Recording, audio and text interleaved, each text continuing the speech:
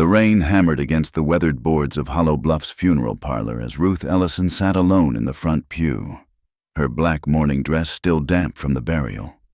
The townspeople had scattered like tumbleweeds the moment Samuel Ellison's pine coffin touched the bottom of his grave. Now only Ruth remained, a 23-year-old widow staring at nothing while the building groaned under Wyoming's merciless storm. She could still hear their whispers, sharp as prairie wind cutting through wool. "Gold digger." Mrs. Hartley had hissed to her sister during the service. "Married him for his land, sure as sunrise." Jacob Thornton muttered, not bothering to lower his voice as he passed Ruth's pew. "Poor Sam, 58 years old and fooled by a pretty face." Ruth's fingers tightened on her worn Bible. Samuel hadn't been fooled. He'd known exactly what their arrangement was when he'd approached her father last spring, offering marriage in exchange for canceling the medical debts that were crushing their family. Her father, Doc Ellison, had been too proud to accept charity but too desperate to refuse a solution that preserved some dignity. Ruth had agreed because watching her father slowly die of shame seemed worse than marrying a man she didn't love. The funeral parlor door burst open. Mayor Cyrus Blackwood entered, flanked by 2 members of the town council. Water streamed from their hat brims as they approached, their boots leaving muddy tracks on the clean floor. "Mrs. Ellison." Blackwood's voice carried the authority of a man who'd never been contradicted in his 40 years of running Hollow Bluffs. "We need to discuss your situation." Ruth lifted her head, meeting his cold gaze. "My situation?" "The matter of Samuel's property." Blackwood produced a sheaf of papers from inside his coat. "There are irregularities with the marriage documentation, questions about its validity. We were married by Reverend Holbrook.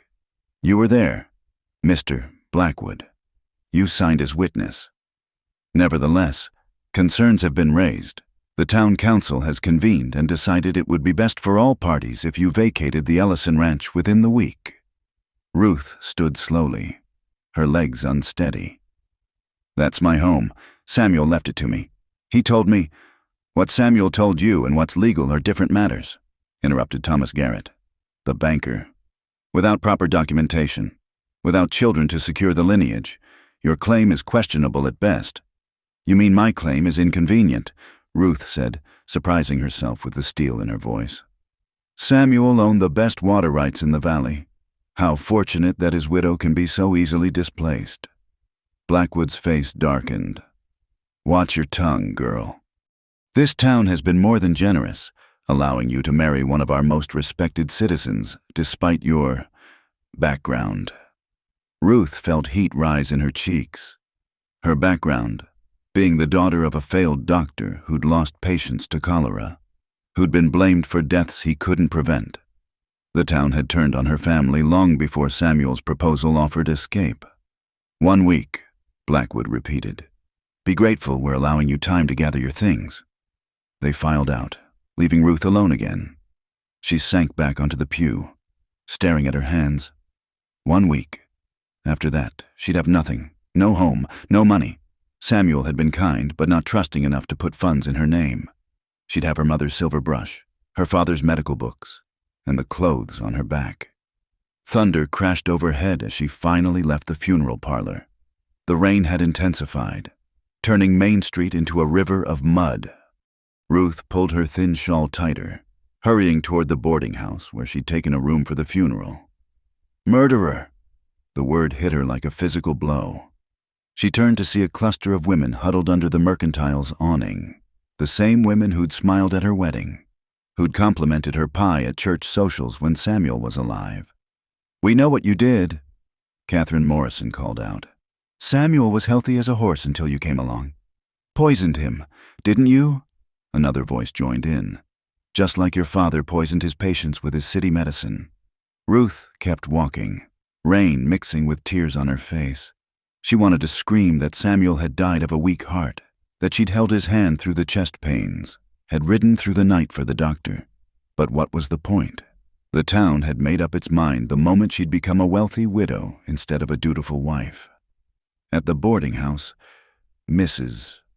Winslow met her at the door. "You can't stay here," the older woman said, not meeting Ruth's eyes. "I'm sorry, but I can't have your type under my roof. Bad for business? Mrs. Winslow, please, just tonight." The door closed in her face. Ruth stood in the rain, momentarily paralyzed. Then, with nowhere else to go, she trudged toward the livery stable where she'd left her mare. At least she could shelter there while she figured out what to do. But Tom Bradley, the stable owner, was waiting. "Already loaded your things," he said, gesturing to a small pile of belongings covered by a tattered canvas. "Horse is saddled. Best you move along." "It's dark," Ruth protested. "The storm? Not my problem." He spat tobacco juice into the mud. "Should have thought about that before you killed Sam Ellison." Ruth's hands shook as she secured her few possessions to the saddle. The mare, Buttercup, nickered softly, sensing her distress. She was Samuel's horse, technically, but Ruth doubted anyone would chase her for a 10-year-old mare when they were stealing everything else. She mounted awkwardly in her morning dress, rain immediately soaking through to her skin. As she rode down Main Street, shutters slammed closed and curtains twitched. Someone threw a rock that missed her by inches, clattering against the hitching post. "Get out! Witch! Husband killer!" More stones followed. One caught her shoulder, sending sharp pain down her arm. Ruth kicked Buttercup into a gallop, fleeing into the storm-black night. The road out of town quickly became treacherous. Rain had turned the dirt track into a mire, and Buttercup struggled to find footing. Ruth could barely see 10 feet ahead, wind driving rain straight into her face. She should stop, find shelter, but the thought of those hate-filled faces drove her onward. Miles passed in misery. Her dress clung to her like a shroud, heavy with water and mud. Her fingers went numb on the reins. Buttercup stumbled more frequently, exhausted and frightened. Then disaster. A flash of lightning illuminated a wagon careening toward them, the driver obviously drunk or asleep. Ruth yanked the reins hard left, sending Buttercup off the road and down a steep embankment. The mare screamed, thrashing as they tumbled through brush and rocks. Ruth flew from the saddle, landing hard in a tangle of thorn bushes. When she finally stopped rolling, pain sparked through her entire body. Above, she heard the wagon rumble past without slowing. Of course, even if the driver had seen her, who would stop for Samuel Ellison's widow? "Buttercup," Ruth called weakly. Lightning flickered again, showing the mare struggling to rise 20 yards away. Ruth crawled toward her, ignoring the thorns tearing at her dress and skin. But when she reached the horse, her heart sank. Buttercup's right foreleg bent at an unnatural angle. "Oh no," Ruth whispered. "Oh, sweet girl, I'm so sorry." The mare's eyes rolled white with pain. Ruth knew what had to be done. Her father had taught her that much about mercy, but she had nothing. No gun, no knife. She could only stroke Buttercup's neck as the animal's breathing grew labored, whispering apologies until the mare finally went still. Ruth closed the horse's eyes, then struggled to her feet. She was alone now, truly alone, miles from any town in a storm that showed no sign of breaking. Her right ankle screamed when she put weight on it, sprained, maybe broken. Every step sent fire up her leg. She limped through the darkness, following what she thought was the road. Time lost meaning. There was only the next step, the next breath, the next moment of not giving up. Her body shook violently from cold. Her vision blurred. Several times she fell, each time finding it harder to rise. "This is how I die," she thought with strange clarity. Not from poison or hanging, but from exposure in a ditch. "They'll find my body in spring, if they bother looking." The thought should have brought despair, but Ruth felt only a numb acceptance. Maybe it was better this way. Clean. Final. No more whispers. No more stones. No more accusation in every glance. She stumbled again, this time falling to her knees in what felt like a creek bed. Water rushed around her, shockingly cold. She tried to stand but couldn't. The world tilted, darkness creeping in from the edges of her vision. Then light, faint, bobbing through the rain like a fallen star. Ruth blinked, certain she was hallucinating, but the light grew stronger, accompanied by the splash of hooves in water. "Jesus Christ," a man's voice, rough as unplaned wood. Strong hands gripped her shoulders, lifting her from the creek. Ruth tried to focus on the face above her. A dark hat, darker eyes. The planes of his face sharp in the lantern light. A scar ran from his left temple down to his jaw, pale against weather-beaten skin. "Please," she whispered, though she didn't know what she was begging for. Help? Death? Both seemed equally unlikely from a stranger in the night. The man said nothing, but his arms went under her, lifting her as easily as she'd once lifted her father's medical bag. Ruth's head fell against a chest that smelled of leather and wood smoke. The lantern swayed as he carried her to his horse, each movement careful despite his obvious strength. The last thing she remembered was being settled in front of him on the saddle, his arm secure around her waist to keep her from falling. The storm still raged, but somehow the cold seemed less bitter with that solid presence at her back. "Hold on," the stranger said, his voice barely audible over the wind. "Just hold on." Ruth closed her eyes, surrendering to the darkness. For the first time since Samuel's death, she stopped fighting. Whatever came next, rescue or ruin, was out of her hands now.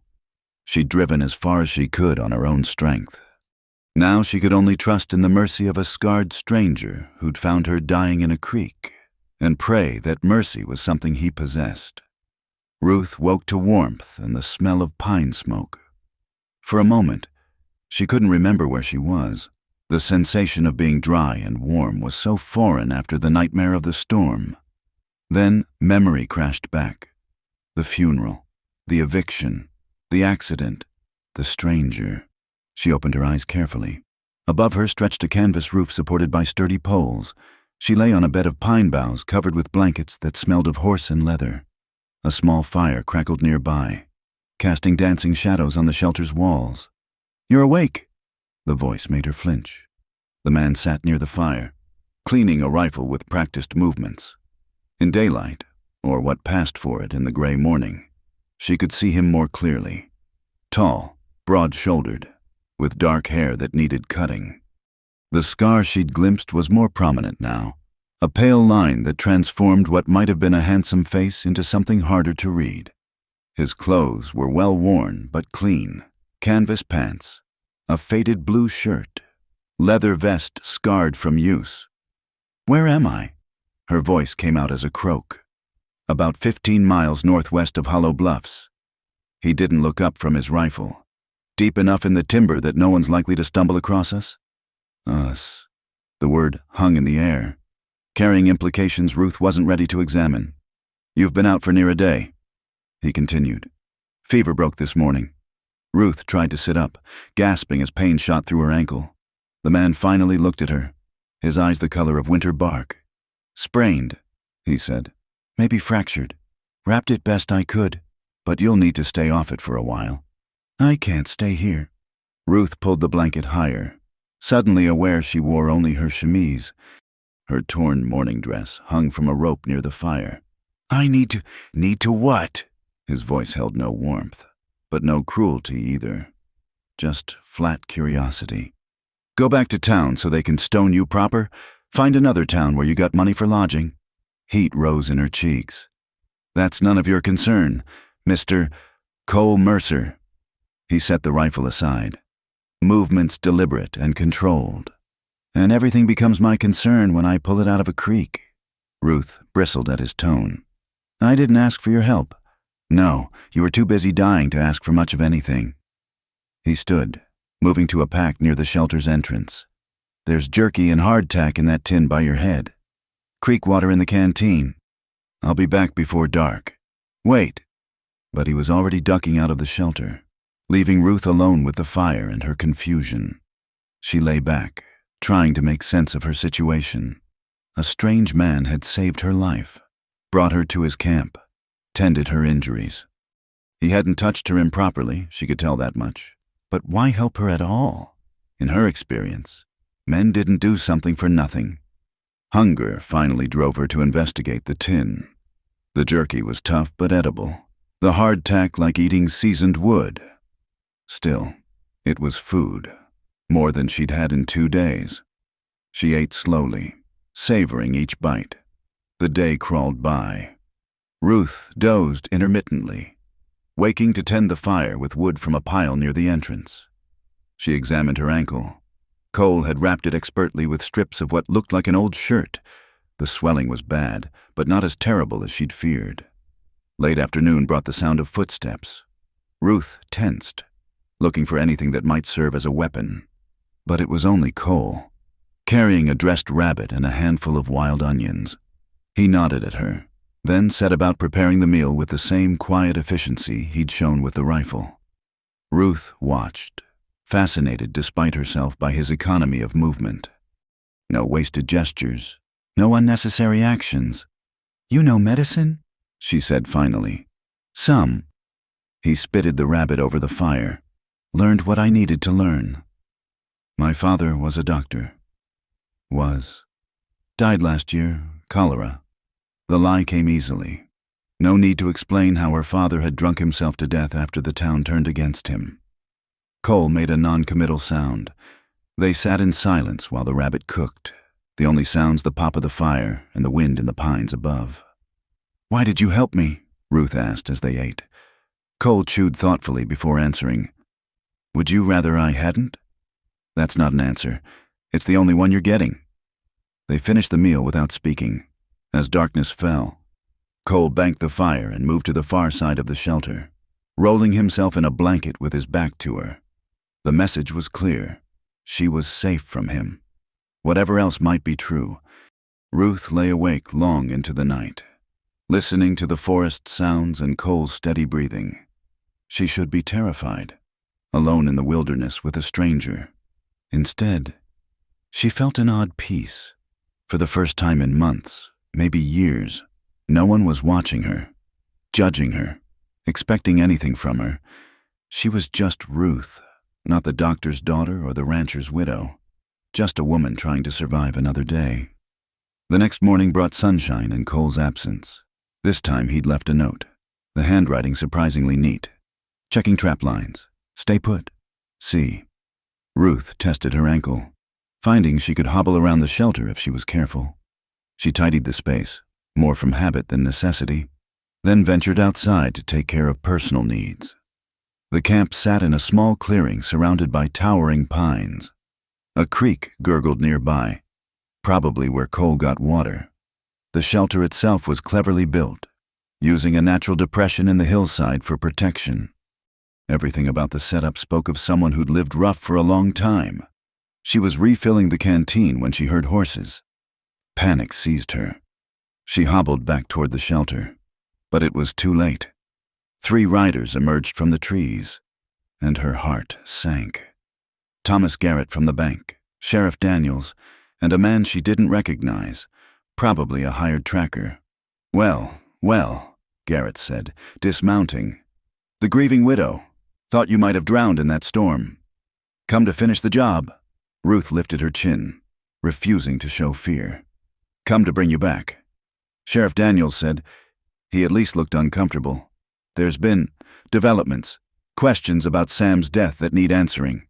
"You mean you need someone to blame?" "Where's your horse?" The tracker studied the camp with professional interest. "This ain't your setup." Ruth's mind raced. If they found Cole, if they learned he'd helped her, I traded it. She lied. "For shelter and supplies." "The man who owns this camp is gone to town." The tracker's eyes narrowed. "Town's a day's ride. No one leaves a camp unguarded that long, not with a woman here."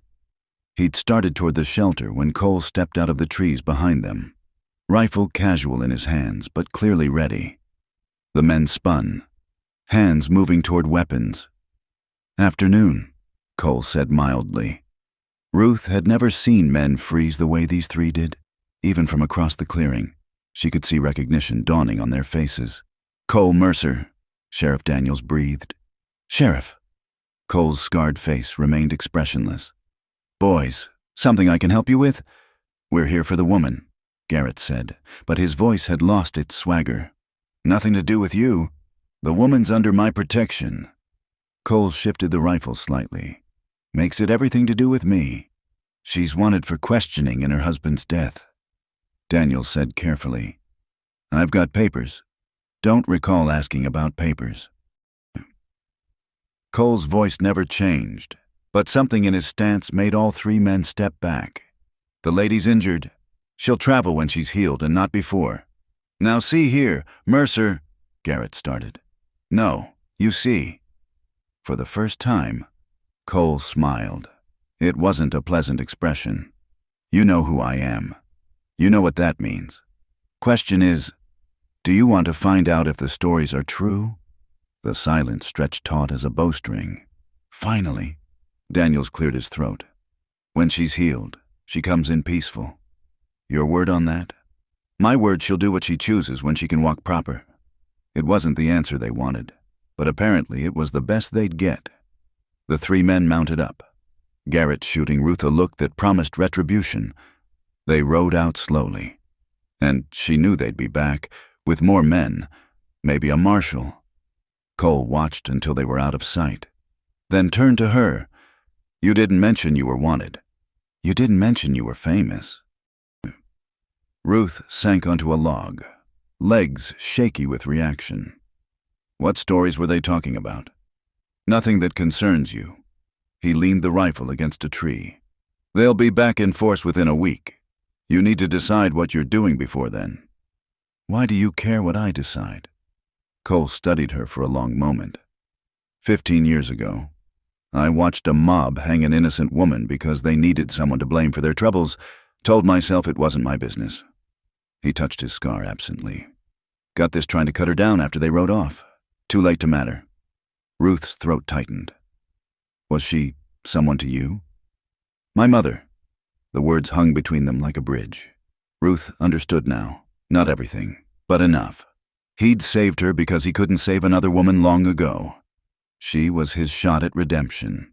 Or maybe just at sleeping easier. I'm sorry, she said softly. Don't be sorry. Just be smart. He picked up the rifle again. I'll teach you to shoot proper. Might give you a chance if things go bad. I know how to shoot. Ruth lifted her chin at his skeptical look. My father taught me. I'm actually quite good. Show me. He set up targets. Pine cones on logs at various distances. Ruth's ankle protested as she stood, but she ignored it. Cole handed her an old Navy Colt, watching as she checked the loads and tested the weight. Her first shot missed. The second clipped the pine cone. The third sent it spinning into the brush. She looked at Cole triumphantly, then noticed his expression, something between surprise and calculation. Again, he said, setting up new targets. They spent the afternoon shooting. Ruth's ankle throbbed, but she pushed through, some stubborn part of her wanting to prove she wasn't helpless. Cole said little, just adjusted her stance occasionally or suggested different targets. By evening, she'd emptied the Colt successfully a dozen times. You'll do, Cole said finally, taking the gun back. Your father taught you well. Ruth felt absurdly pleased by the sparse praise. Then reality crashed back. It won't matter. They'll come with too many men. I should leave, not bring trouble to you. Where would you go? She had no answer to that. No money, no horse, no connections in any town that wouldn't have heard of the widow Ellison by now. Cole seemed to read her thoughts. Stay until you're healed, he said. Then we'll see. That night, as they sat by the fire after another meal of rabbit and wild greens, Ruth found herself talking about her father's failure, about Samuel's proposal, about the slow suffocation of being a wife to a man she respected but didn't love. Cole listened without comment, whittling a piece of pine into something that might become a spoon. He wasn't cruel, she said, needing Cole to understand. Samuel was decent, kind, even. He just wanted a young wife to warm his bed and give him the sons his first wife couldn't. When I couldn't manage even that? She trailed off. How'd he die? His heart. He'd been having pains for months but wouldn't see a doctor. Said he didn't trust them after what happened with my father. Ironic, really. She stared into the fire. He died in our bed. I woke up to find him already cold. The look on his face. She stopped, shuddering. Cole set aside his whittling. Natural death. Then, nothing you could have done. Try telling that to Hollow Bluffs. Towns need their villains. Cole said, makes them feel righteous. Ruth looked at him across the fire. Is that what you are? A villain? Depends who's telling the story. Tell me yours. Cole shook his head. Not tonight. But over the following days, pieces emerged. References to New Mexico, to a mining camp, to violence that drove him into the mountains. Ruth gathered fragments like a magpie hoarding shiny things, building a picture of a man who'd chosen solitude over society's judgment. Her ankles slowly improved. Cole proved an unexpectedly patient caregiver, changing her wrappings daily, making poultices from plants he gathered. He taught her other things too, how to set snares, find edible plants, read weather signs, survival skills, though he never called them that. One afternoon, returning from checking his traps, Cole found Ruth by the creek, balanced precariously on a rock as she washed clothes. He moved to help her, and their hands touched as he steadied her. Both froze. Ruth felt heat rise in her face, acutely aware of his nearness, the solid strength of his grip. Cole stepped back first, his expression unreadable. Your ankle's not ready for creek rocks. I can't stay dirty forever, Ruth said, hating how breathless she sounded. I'll heat water for a proper bath tomorrow, he said, then strode away before she could respond. That night, Ruth lay awake thinking about that brief touch. She'd been married, had known a man's intimate embrace, but Samuel's dutiful couplings had never made her feel the way Cole's simple, steadying grip had. The realization terrified her. She was dependent on Cole's protection, couldn't afford to complicate things with feelings that might not be returned, or worse, might be exploited. But the next day, when Cole kept his promise about the bath, heating water in a large pot and rigging a privacy screen from blankets, Ruth caught him looking at her with something that might have been longing. He turned away quickly, busying himself with unnecessary tasks. But she'd seen it. That evening it rained, driving them both into the shelter earlier than usual. The space that had seemed adequate before now felt impossibly small. Ruth was acutely aware of every movement Cole made, every breath. When he reached past her for his blanket, she caught his scent, wood smoke and pine and something uniquely him. Ruth. Her name on his lips was almost a warning. I know, she said, though she wasn't sure what either of them was acknowledging. They settled on opposite sides of the fire as always, but sleep wouldn't come. Ruth listened to the rain on the canvas, to Cole's restless movements. Finally, she spoke into the darkness.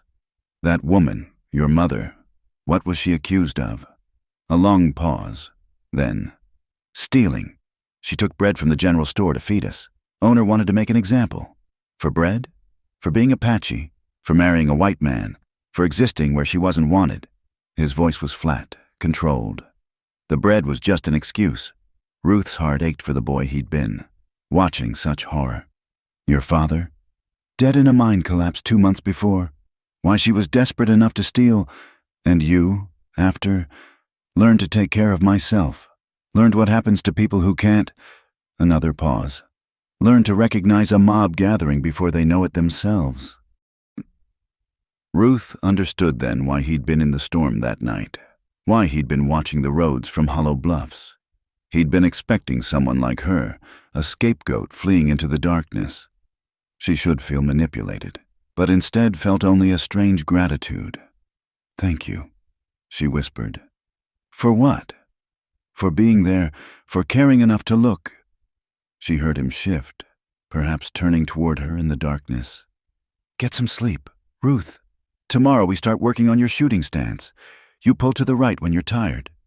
It wasn't what she'd expected him to say, but somehow it was perfect, practical, focused on keeping her alive rather than dwelling on pain neither could change. Ruth smiled into the darkness, feeling safer than she had since her father died. Whatever came next, she wouldn't face it alone. Outside, the rain continued, washing away their tracks and buying them another day of peace before the world came calling again. The morning Cole decided they needed to move came with frost on the ground and urgency in his movements. Ruth woke to find him already packing, his efficiency somehow more pronounced than usual. "Tracks yesterday," he said without preamble. "Scouts. We've stayed too long." Ruth sat up, her ankle now healed enough for travel. 3 weeks had passed since the sheriff's visit. 3 weeks of a strange domesticity that had crept up on them like morning mist. "Where will we go?" "Higher ground. Got a place near Falcon Falls, harder to reach." He paused in his packing to look at her. "Unless you've reconsidered, town's still an option." "So they can hang me." Ruth began rolling her few belongings into the blanket she'd been using. "I'll take my chances with you." Something flickered across Cole's face. Relief, perhaps, quickly hidden. They broke camp within the hour, Cole erasing signs of their presence with practiced care. Ruth rode behind him on his horse, a sturdy mountain-bred gelding named Sage, her arms wrapped around his waist for balance. The trail climbed steadily through pine and aspen, the trees burning gold in the autumn light. Cole guided them along paths Ruth could barely see, through gaps in the rocks that seemed impossible until they were through them. By afternoon, the temperature had dropped and clouds gathered overhead. "Storm coming," Cole said, the first words he'd spoken in hours. "We'll push through if you can manage." Ruth nodded against his back, though her body ached from the unfamiliar position. She'd grown soft in town life. She realized. Even the hard weeks at Cole's camp hadn't fully restored the toughness she'd had as a girl. Helping her father on his rounds through all weather. They climbed higher, the trail becoming treacherous with a loose stone. Once, Sage slipped, and Ruth felt Cole's body tense as he controlled the horse with subtle shifts of weight. His competence in this wild country still amazed her, how he read the land like others read books. Thunder rumbled overhead as they reached a narrow ledge trail. To their left, the mountain fell away into a canyon so deep Ruth couldn't see the bottom. She pressed closer to Cole, trying not to look down. "Almost there," he said, perhaps feeling her fear. The cabin appeared suddenly, built into a natural cave formation and nearly invisible until they were upon it. It was smaller than the shelter they'd left, but more permanent. Logs chinked tight against weather. A real door instead of canvas. A stone chimney promising warmth. They barely got Sage unsaddled and inside a lean-to shelter before the storm broke. Rain lashed sideways, driven by mountain wind that howled through the rocks like grieving women. Ruth stood in the cabin doorway, transfixed by the violence of it. "Beautiful," she breathed. Cole paused in building a fire to look at her. "Most find storms fearsome." "I've been through worse." She turned from the door, meeting his eyes. "At least storms are honest. They don't pretend friendship while sharpening knives for your back." He held her gaze a moment longer, then returned to the fire. Soon, warmth filled the small space, revealing touches of long habitation, books on a rough shelf, tools hung neatly on pegs, even a bearskin rug before the hearth. "How long have you had this place?" Ruth asked, exploring while Cole unpacked their supplies.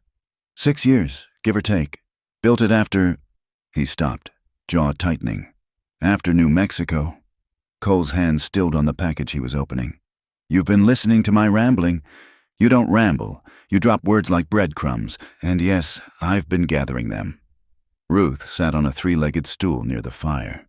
"You don't owe me your secrets, Cole, but I'd like to know who I'm trusting with my life." He was quiet so long Ruth thought he wouldn't answer. Then he pulled out a bottle from deep in his pack, amber liquid catching the firelight. Whiskey. Good quality from the look of it. He poured 2 measures into tin cups, handing one to Ruth before settling on the floor with his back against the wall. "There was a woman," he began. "Maria Sandoval. Her father owned a trading post near the silver camps. I was young, angry, thought I was in love." He took a sip, eyes distant. "Maybe I was. Doesn't matter now." Ruth waited, sensing the weight of what was coming. Her father didn't approve. Half-breed bastard courting his daughter, but Maria had a mind of her own. A ghost of a smile touched his lips. We were planning to leave, head to California. Then someone found silver on land her father had been trying to buy. Big strike. Suddenly, his worthless acres were worth a fortune, and he needed investors. Let me guess, Ruth said softly. Enter a rich man who wanted more than land. Josiah Thornfield. Owned half the territory, wanted the other half, wanted Maria too. Cole's voice hardened. Her father saw a solution to all his problems. Marry Maria to Thornfield, get the backing he needed. And Maria said she'd rather die. Her father locked her up, but she got word to me. He drained his cup, poured another. I was fool enough to try her rescue. Thornfield's men were waiting. In the fight, the trading post caught fire. Maria... He stopped, muscle jumping in his jaw. She didn't make it out. Ruth's chest tightened. And they blamed you. Had witnesses saying I set the fire deliberate, that I'd rather see her dead than married to another. His laugh was bitter. Maybe they even believed it. Thornfield certainly sold that story hard enough. So you ran. So I ran. He looked at her then, eyes dark with old pain. Been running ever since, territory to territory, name to name. Cole Mercer's just the latest. Ruth absorbed this, understanding so much now, his caution, his solitude, the way he'd looked when those men recognized him. What's your real name? Does it matter? That man died with Maria. She rose from the stool, crossing to sit beside him on the floor, not touching, but close enough to feel his warmth. I think it matters. Names have power. My father used to say knowing someone's true name was like holding a piece of their soul. Cole studied her face in the firelight. Marcus, he said finally. Marcus Whitefeather. My mother's choice, though I haven't used it since I was 15. Marcus. Ruth tested the name. Found it suited him better than Cole. Something about it felt more true. Thank you for trusting me with it. Don't, his voice roughened. Don't look at me like that. Like what? Like I'm some tragic hero from a dime novel. I've done things. Ruth, survived in ways that would horrify you. I've survived too, she said quietly. Different ways, maybe, but survival's rarely pretty. They sat in silence, listening to the storm rage outside. The whiskey warmed Ruth's belly, making her bold. Or perhaps it was the intimacy of shared truth, the strange freedom of being known. I dream about Samuel sometimes, she admitted. Not nightmares. Exactly. Just, he's there, watching me with those disappointed eyes, like he knows I was relief when he died. Cole turned to look at her fully. Were you? Yes. The word came out raw. God help me. Yes. Not glad he suffered, but glad it was over. Glad I didn't have to pretend anymore. Tears burned her eyes. What kind of woman does that make me? An honest one. Cole's hand covered hers where it rested on the floor. He knew what he was buying. Ruth, a young wife who'd never love him. That disappointment was his to carry, not yours. Ruth turned her hand palm up, threading her fingers through his. Such a simple touch, but it sent lightning through her entire body. Is that what this is? You buying my safety with kindness? Cole's grip tightened almost painfully. Don't what? Ask what's between us? Pretend I don't feel you watching me when you think I won't notice. She turned to face him more fully. I'm not a child. Marcus, I know desire when I see it. Desire's easy, he said roughly. It's everything else that's impossible. Why? Because you deserve better than a man who can't even use his real name. Because in a week or a month, you'll realize I'm just convenient shelter, and you'll move on. His free hand came up to cup her face. Because I've already lost one woman to violence, and I won't survive it twice. Ruth leaned into his touch. What if I don't want to move on? What if convenient shelters become home? Cole made a sound between a growl and a groan. Then his mouth was on hers. The kiss was nothing like Samuel's dutiful pecks. This was fire and desperation. Years of loneliness seeking connection. Ruth responded with equal fervor, her hands tangling in his hair, pulling him closer. They broke apart, breathing hard. Cole's eyes were wild, uncertain. Ruth recognized the look, a man on the edge of bolting. "Don't run," she whispered. "Not from this." "Ruth," she kissed him again, softer this time, a promise rather than a demand. When they parted, some of the panic had left his face. "I should check on Sage," he said, but made no move to rise. "The horse is fine." Ruth smoothed her thumb across his scarred cheek. "Stay." They moved together again, kisses deeper, hands beginning to explore. Ruth felt drunk on more than whiskey, drunk on being wanted, on wanting in return. When Cole's hand skimmed her waist, she arched into the touch. "Ruth." Her name was a prayer against her throat. "We should stop." "Why?" She pulled back to meet his eyes. "Because it's improper? Because I'm supposed to be in mourning?" A bitter laugh escaped. "I've been mourning my whole life, Marcus. Mourning the life I should have had, the choices I couldn't make. I'm tired of it." Cole studied her face, reading something there that made him nod slowly. But instead of kissing her again, he stood, pulling her up with him. "Not like this," he said. "Not on the floor like we're ashamed."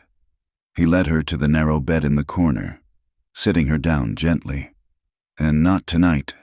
You're exhausted, half drunk, making choices you might regret."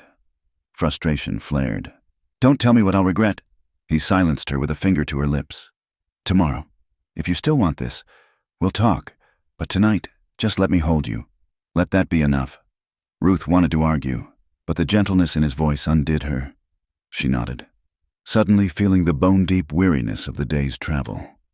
Cole banked the fire while she removed her boots and outer dress, then joined her on the bed fully clothed. They lay facing each other in the dim light, not quite touching. Then Ruth shifted closer, resting her head on his shoulder. Cole's arm came around her, holding her secure. "Tell me about California," she said drowsily. "Never been?" His voice rumbled against her ear. "Always meant to see the ocean. We could go."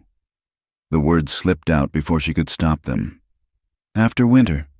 Head west, where no one knows either of us." Cole's hold tightened. "That's the whiskey talking." "No." Ruth pressed closer, feeling his heartbeat strong and steady. "That's hope talking. I'd almost forgotten what it sounded like." Outside, the storm began to ease, though wind still moaned through the rocks. Inside, they held each other, two damaged souls finding shelter from more than weather. Neither slept for a long time, afraid perhaps that morning would steal this fragile new thing between them. But morning came anyway, finding them still entwined, fully clothed and oddly innocent. Ruth woke first, studying Cole's face in the pale light. Asleep, the harsh lines softened, making him look younger, less burdened. He stirred, eyes opening to find her watching. For a moment, vulnerability flickered there. Then he smiled, a real smile that transformed his entire face. "Still here," he said, wonder in his voice. "Still here," Ruth confirmed. "And still hoping." He kissed her forehead, then rose to restart the fire. They moved around each other preparing breakfast, a new awareness charging the air between them. When their hands brushed passing the coffee pot, both lingered in the touch. After they'd eaten, Cole stood abruptly. "Need to check the trail, see if we were followed." Ruth caught his hand before he could escape. "Marcus, last night I meant what I said, all of it." He squeezed her fingers, then pulled free. "I know. That's what terrifies me." He was gone before she could respond, leaving Ruth alone with her racing thoughts and the echo of possibilities. Through the window, she watched him disappear into the trees, moving with the fluid grace of a man born to wild places. She touched her lips, still feeling the burn of his kisses. Everything had changed last night. Some invisible line crossed. The question now was whether they were brave enough to keep walking this new path, or whether fear would drive them back to safer, lonelier ground. Outside, a hawk cried, soaring on wind currents above the canyon. Ruth watched it fly free and felt an answering wildness in her own heart. She'd spent too many years in cages built by other people's expectations. Whatever came next with Marcus, Cole, whoever he chose to be, she wouldn't go back to that half-life. She'd tasted freedom now, bitter and sweet in equal measure. And like the hawk riding the storm's tail winds, she intended to see where it carried her. The days that followed blurred together like watercolors in rain. Cole returned from his scouting to report no immediate pursuit, and they settled into a rhythm as natural as breathing. Morning coffee shared in comfortable silence. Days spent preparing for winter, gathering wood, smoking meat, patching chinks in the cabin walls. Evenings by the fire where words came easier. Stories traded like precious coins. It was during one of those evenings, a week after their arrival, that everything shifted again. Ruth was mending one of Cole's shirts while he cleaned his rifles, the domestic scene so peaceful it made her chest ache. "I never thanked you properly," she said suddenly, "for saving my life." Cole looked up from the Winchester across his lap. "You don't owe me thanks." "Don't I?" she set aside her sewing. "You could have ridden past that night. Should have. Probably." "No." His voice carried absolute certainty. "I couldn't have." They looked at each other across the small space, the fire crackling between them. Ruth rose, moving with deliberate intent. Cole set aside the rifle as she approached, his eyes darkening as she settled beside him on the bearskin rug. "Ruth, you said tomorrow. If I still wanted this, we'd talk." She touched his face, fingers tracing the scar. "It's been 7 tomorrows. Marcus, I still want this." He caught her hand, pressing it flat against his chest where his heart hammered. "You don't understand what you're asking. I can't be a husband to you. Ruth can't give you a home in town, children, respectability." "I had respectability," Ruth interrupted. "It came with stones thrown at my back." She moved closer, until their faces were inches apart. "I'm not asking for promises. I'm just asking for tonight." Cole made a broken sound, then pulled her into his arms. This kiss was different from their first. Slower, deeper, a claiming rather than a question.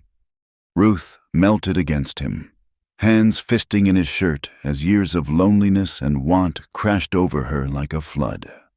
They moved together, clothes disappearing with trembling hands and whispered endearments. The firelight painted their skin gold and shadow, hiding scars and revealing beauty in equal measure. When Cole hesitated, old pain flickering in his eyes, Ruth drew him down to her with gentle insistence. "I'm not her," she whispered against his mouth. "And you're not him. We're just us. Marcus, let that be enough." What followed was a communion of souls as much as bodies. Every touch spoke of reverence, every kiss a promise that needed no words. Ruth had known a man's embrace before, but never like this. Never with such tenderness, such fierce attention to her pleasure. Cole worshipped her with hands and mouth until she was trembling, gasping his true name like a prayer. When they joined at last, Ruth felt something break open inside her, some last wall crumbling to dust. She held Cole as he shuddered against her, whispering endearments in a mix of English and what might have been Apache, languages of his divided heart. Afterward, they lay entangled on the bearskin, sweat cooling on their skin. Cole traced lazy patterns on Ruth's bare shoulder, his usual guarded expression replaced by something soft and wondering. "I didn't know," he murmured. "Know what?" "That it could be like this, even with Maria. It was never—" He trailed off, pressing a kiss to her hair. "You've ruined me, Ruth Ellison." "Good." She turned in his arms, studying his face in the dying firelight. "Though I suppose I'm not really Ruth Ellison anymore. Not sure I ever was. Who are you then?" Ruth considered this. "I don't know yet, but I think I'd like to find out." They made love again as the fire burned low. Slower this time, learning each other's rhythms and responses. Ruth discovered that Cole made soft sounds in his throat when she kissed the junction of his neck and shoulder, that he trembled when she traced the scars on his back, knife wounds. She realized. Evidence of violence survived. Near dawn, wrapped in blankets and each other, They talked in whispers like conspirators or children sharing secrets. "I could teach you to hunt proper," Cole said, fingers combing through her unbound hair. "Track elk, field dress a deer, make you a true mountain woman. I'd like that." Ruth traced circles on his chest, feeling the steady beat of his heart. "Though I should warn you, I'm a terrible student, too stubborn. My father always said, 'Good, stubborn keeps you alive out here.'" They dozed as gray light crept through the windows, then woke to make love once more with sleepy intensity. It felt like a dream, Ruth thought, too perfect to be real, too precious to last. The spell was broken by the sound of horses approaching. Cole was on his feet instantly, rifle in hand before Ruth could fully process the danger. He tossed her his shirt and her chemise. "Get dressed. Load the Colt." Ruth obeyed without question, her hands steady despite her racing heart. Cole peered through a crack in the shuttered window, tension bleeding from his shoulders. "Just one rider," he said, moving slow. They waited. Ruth positioned by the door with the pistol while Cole covered the window. The rider called out when still at a distance, mountain etiquette, announcing peaceful intentions. "Hello, the cabin? Ben Cutter here, looking for Cole Mercer." Cole relaxed fractionally. "I know him, trapper from over Eagle Pass way." He called back. "Come ahead. Ben, keep your hands clear." The man who dismounted in their yard was grizzled as old leather, with kind eyes in a weathered face. He touched his hat brim to Ruth when she appeared in the doorway, showing no surprise at her presence. "Ma'am, Cole."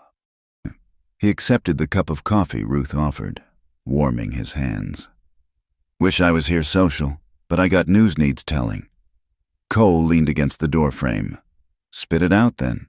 There's a marshal in Hollow Bluffs. Federal man, come special from Denver." Ben's eyes flicked to Ruth. "Looking for the widow Ellison on suspicion of murder. Got papers saying she poisoned her husband for his land." Ruth's knees went weak. Cole's hand found her elbow, steadying her. "There's more," Ben continued grimly. "They know she's with you. Cole, that sheriff, Daniels, he's been talking. Says you probably forced her, being the violent criminal you are." He spat tobacco juice in disgust. "Load of horseshit. Pardon my language, ma'am. But that marshal's offering good money for information. Town's crawling with bounty hunters." "How long?" Cole's voice was flat, emotionless. "Week, maybe less before they work out these mountains. Thought you should know." Ben finished his coffee and stood. "I'll spread some false trails, but you might want to think about moving on." After Ben left, they stood in silence. Ruth felt the fragile happiness of the past week crumbling like sand through her fingers. "I should go back," she said finally. "Face the charges. It's the only way." "They'll hang you."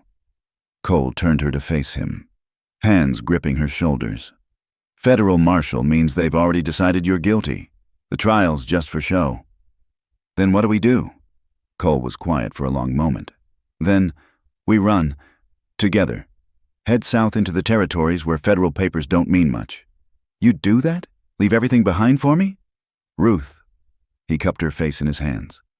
"Don't you understand yet? There is no everything else. There's just you." She kissed him fiercely, tasting desperation and promise in equal measure.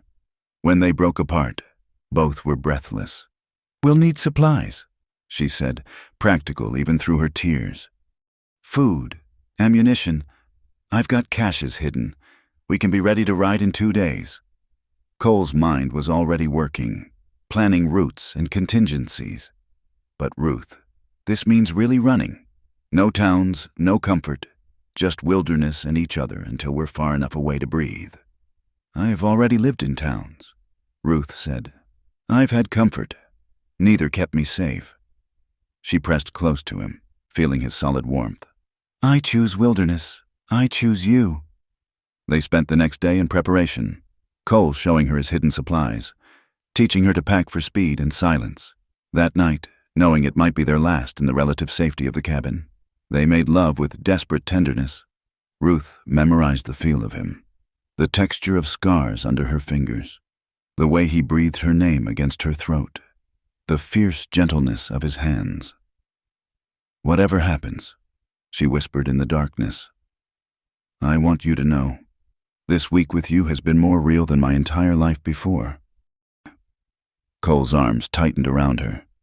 Don't talk like we're saying goodbye. I'm not. I'm saying thank you. She found his mouth in the darkness. For showing me who I could be.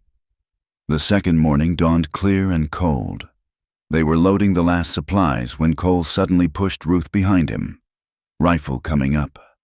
3 riders approached from the trail, not the direction Ben had come from. Ruth recognized Thomas Garrett from the bank, alongside 2 men whose profession was written in their tied-down guns and predator eyes. Bounty hunters. Well, well, Garrett called, reining up just out of easy rifle range. The murderous widow and her outlaw lover. How romantic. Turn around, Garrett, Cole said calmly. No need for blood this morning. Oh, I think there is. Garrett's smile was ugly. See, the marshal's offering $500 for the woman. Another $300 for you. That's good money. Not good enough for dying. Cole replied.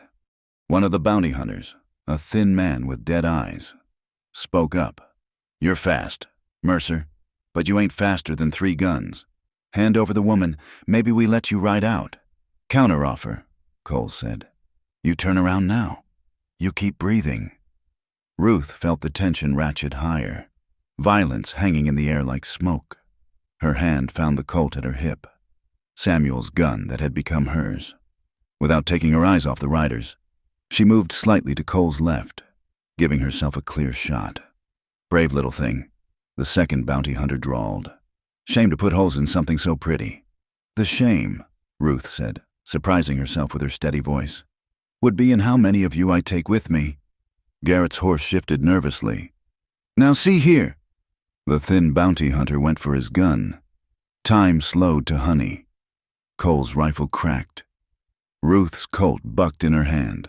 The second bounty hunter was drawing when Cole's second shot took him center mass. When the smoke cleared, both bounty hunters lay still in the dirt.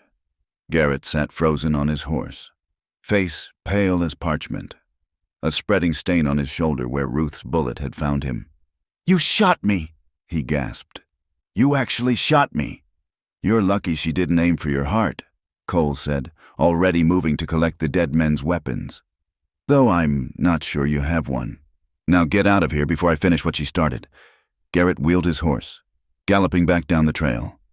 Cole turned to Ruth, who stood staring at the bodies, the Colt still smoking in her hand. You did what you had to, he said quietly. I know. She met his eyes, seeing her own grim determination reflected there, and I'd do it again. They left within the hour, the cabin abandoned to the mountains and memories. As they rode higher into the peaks, Ruth looked back once at the life they were leaving behind, the closest thing to home she'd known since childhood. Regrets? Cole asked, following her gaze. No. Ruth faced forward, toward the unknown trail ahead. Only that we didn't have longer. We'll make new memories. Cole promised. Better ones. They rode through the day, pushing hard to put distance between them and pursuit that would surely follow. That night they camped cold, not risking a fire, wrapped in blankets and each other. They looked up at stars scattered like spilled silver across the dark. Tell me about the territories, Ruth whispered. Wild country, desert and mountain, Apache and Mexican, outlaws and saints all mixed together. Cole's voice carried a hint of homesickness, a place where people can disappear if they know how. Teach me to disappear. He kissed her temple. Already started. Ruth, who isn't Ruth anymore. Already started. They made love quietly under the stars, aware that danger traveled with them now, would always travel with them. But as Ruth lay in Cole's arms afterward, listening to coyotes sing in the distance, she felt more free than she ever had in her respectable life. She'd traded safety for this, star-filled nights and uncertain tomorrows, a scarred man's fierce devotion, the weight of a gun at her hip and blood on her hands. It should terrify her. Instead, she felt reborn, somewhere behind them. Garrett would be raising the alarm. The marshal would increase the bounty. The hunt would intensify. But tonight, They were just two souls merged into one, racing toward a border that promised not safety, but possibility. Ruth fell asleep to Cole's heartbeat, dreaming of desert moons and new names, of the women she might become in the territories where her past couldn't follow. When she woke to gray dawn and Cole's kiss, she was smiling. The widow Ellison was dead, left behind in a cabin full of memories. In her place rode someone harder and softer both, a woman who'd chosen love over law, freedom over safety, truth over the lies that comfort required. She didn't know what to call herself yet, but Marcus Whitefeather knew who she was, and that was enough. They rode into the rising sun, two outlaws bound by something stronger than paper or propriety, carrying their only home in each other's hearts. They had been riding hard for 3 days when Ruth finally told him. The words came tumbling out as they watered the horses at a hidden spring, her voice barely audible over the sound of rushing water. Samuel didn't die of his heart. Marcus, he was poisoned. Cole's hand stilled on Sage's reins. He turned to her slowly, his expression unreadable. You knew? I found the bottle afterward. Ruth's fingers twisted in her horse's mane, hidden in his study. Arsenic mixed with his heart medicine. The doses were careful, calculated. Someone wanted it to look natural. Why didn't you say anything? To whom? The same people who were ready to stone me? She laughed bitterly. I knew how it would look. Young wife finds poison, husband dead. The story writes itself. Cole moved closer, studying her face. But you didn't do it. No? Ruth met his eyes steadily. I may have wished myself free, but not like that. Never like that. Then who? Ruth had spent sleepless nights asking the same question. Thomas Garrett had been pressuring Samuel to sell the water rights. Samuel refused every offer. And there was something else. She hesitated, then forged ahead. The week before Samuel died, I saw Garrett leaving our house while Samuel was in town. He said he was checking on banking papers, but he had opportunity. Cole's jaw tightened. And now he's the one leading the charge against you. The perfect crime. Frame the unwanted wife. Claim the land goes back to the town due to unclear ownership. Ruth felt tears threaten. Samuel wasn't a warm man, but he didn't deserve to die for water rights. Cole pulled her against him, and she let herself break just a little, shoulders shaking with suppressed sobs. When she finally pulled back, his eyes were dark with fury. We could go back, he said. Find proof. With what? The bottle I was smart enough to throw in the fire. Ruth shook her head. Going back means hanging. For both of us now. We've killed 2 men. Men who drew on us first. You think that matters to a marshal who's already decided we're guilty? They rode in silence after that, but Ruth felt lighter having shared the burden. As the sun peaked overhead, Cole led them off the main trail into a maze of canyons she never would have found alone. The walls rose red and gold around them, carved by ancient waters into fantastic shapes. There's a place ahead, he said. Old Apache hideout. We can rest, plan our next move.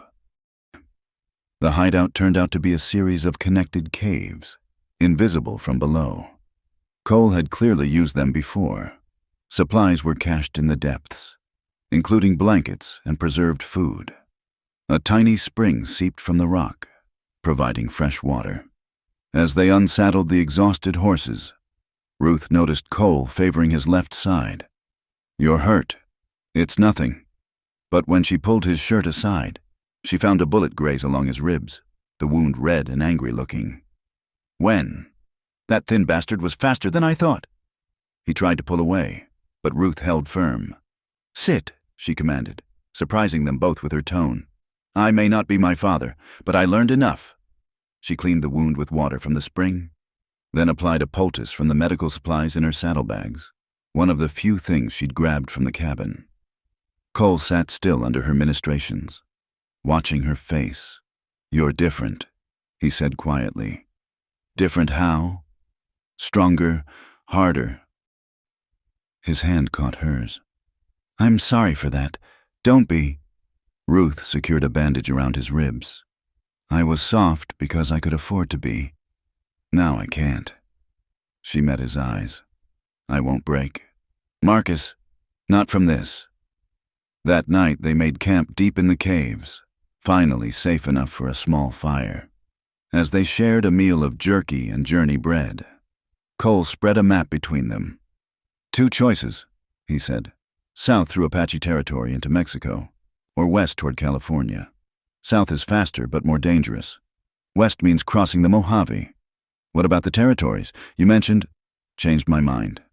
His finger traced routes on the map. Too close. Too many people who might recognize us from the posters that are surely coming. Ruth studied the map, trying to imagine herself in either place. Which gives us the best chance? Honestly, both are risky. Cole sat back. Mexico means learning Spanish, standing out as gringos. But there are communities there, people who don't ask questions if you have silver to spend. And California, growing fast, easier to disappear in a boom town. But it's a hard journey, and if they're smart, they'll be watching the main routes. Ruth thought about her conversation with Cole weeks ago, about seeing the ocean. It seemed like a lifetime past, but the dream still pulled at her. California, she said. I want to see the Pacific, want to stand at the edge of the continent and know we can't run any farther. Cole smiled, the expression transforming his face. California it is. They spent 2 days in the caves, resting the horses and gathering strength. Cole taught Ruth to read sign, to find water in the desert, to navigate by stars. She proved a quick study, driven by the knowledge that her life might depend on these skills. On the 3rd morning, Ruth woke to find Cole sitting at the cave mouth, keeping watch. The dawn light caught his profile, and she was struck again by the harsh beauty of him, like the landscape itself, carved by hardship into something enduring. Couldn't sleep? She asked, joining him, thinking. He pulled her against his side. About you, about us. Having second thoughts? No. The word came quick and firm. Just wondering what I did to deserve you. Ruth laughed softly. Saved my life, for starters. You saved mine right back. He pressed a kiss to her hair. Not just from those bounty hunters, from the slow death of living alone, becoming more ghost than man. They were quiet, watching the sun paint the canyon walls gold and crimson. Then Cole spoke again, his voice careful. There's something else I need to tell you, about New Mexico. Ruth tensed, but didn't pull away. You don't owe me. I do. He took a breath. After Maria died, I went a little mad. Thornfield had taken everything, and I wanted him to hurt like I was hurting. So I started hitting his operations, supply wagons, payroll shipments. Never killed anyone who didn't draw on me first. But I cost him thousands. Good, Ruth said fiercely. Cole's arm tightened around her. One night I set fire to one of his mine buildings. Didn't know there were men sleeping inside, guards who weren't supposed to be there. 2 died in the flames. Ruth absorbed this, understanding now the weight he carried. It was an accident. Doesn't matter. They're still dead. Still my responsibility. He turned to look at her. That's who you're running with. Ruth? A man with blood on his hands and prices on his head. You sure you want... She silenced him with a kiss, pouring all her acceptance and desire into the contact. When they broke apart, both were breathing hard. We've both got blood on our hands now, she reminded him. And we'll likely have more before we're done. I've made my choice. Marcus, stop trying to talk me out of it. They left the caves that afternoon, dropping down into the desert as the sun began its decline. The landscape changed dramatically, red rock giving way to sparse grassland, then to proper desert. Joshua trees stood like ancient sentinels, their twisted arms reaching toward an endless sky. They rode through the night when possible, holding up during the heat of the day. Water became precious. Each spring or seep a small miracle. Ruth learned to ignore the constant thirst, the grit that worked into everything, the sun that burned even through clothing. 4 days into the desert, they encountered their first real danger. Cole spotted the dust cloud first, riders moving fast on an intercept course. They were too exposed to hide. the landscape offering nothing but low scrub and scattered rocks. "How many?" Ruth asked, checking her weapons. "3, maybe 4. Cole studied their back trail. Coming from the east, could be coincidence, but they both knew better. They pushed the horses harder, trying to maintain distance, but their mounts were tired. The pursuers fresh. "There!" Cole pointed to a cluster of rocks ahead. "We'll make a stand if we have to." They reached the rocks just as the riders came into rifle range. Ruth recognized one immediately, Sheriff Daniels from Hollow Bluffs, his star glinting in the harsh sun. The others were strangers, hard-faced men who rode with the easy confidence of killers. "Cole Mercer," Daniels called out. "Mrs. Ellison, this has gone far enough. Turn around." "Sheriff," Cole replied, "you're out of your jurisdiction by about 200 miles. Got federal papers that say different." Daniels held up a folded document. "You're both wanted for murder. Come peaceful. You'll get a trial." "A trial like my mother got?" Cole's voice could have cut glass. "Thanks, but we'll take our chances." One of the other riders, a Mexican with silver conchos on his hat, spoke up. "The woman comes with us either way. Mercer, question is whether you die protecting her or live to hang later." Ruth felt Cole tense beside her. Before he could respond, she called out, her voice carrying clearly in the desert air. "Sheriff Daniels, did you know Thomas Garrett was at my house the week my husband died? Did you know he'd been trying to buy our water rights for months?" Daniels shifted in his saddle. "That's not... Did you know my husband was poisoned? Arsenic in his heart medicine, doses careful enough to mimic natural death?" She stood, making herself a target, but needing them to see her face. "I found the bottle. Someone wanted Samuel dead, and me blamed for it. Convenient story," one of the bounty hunters drawled.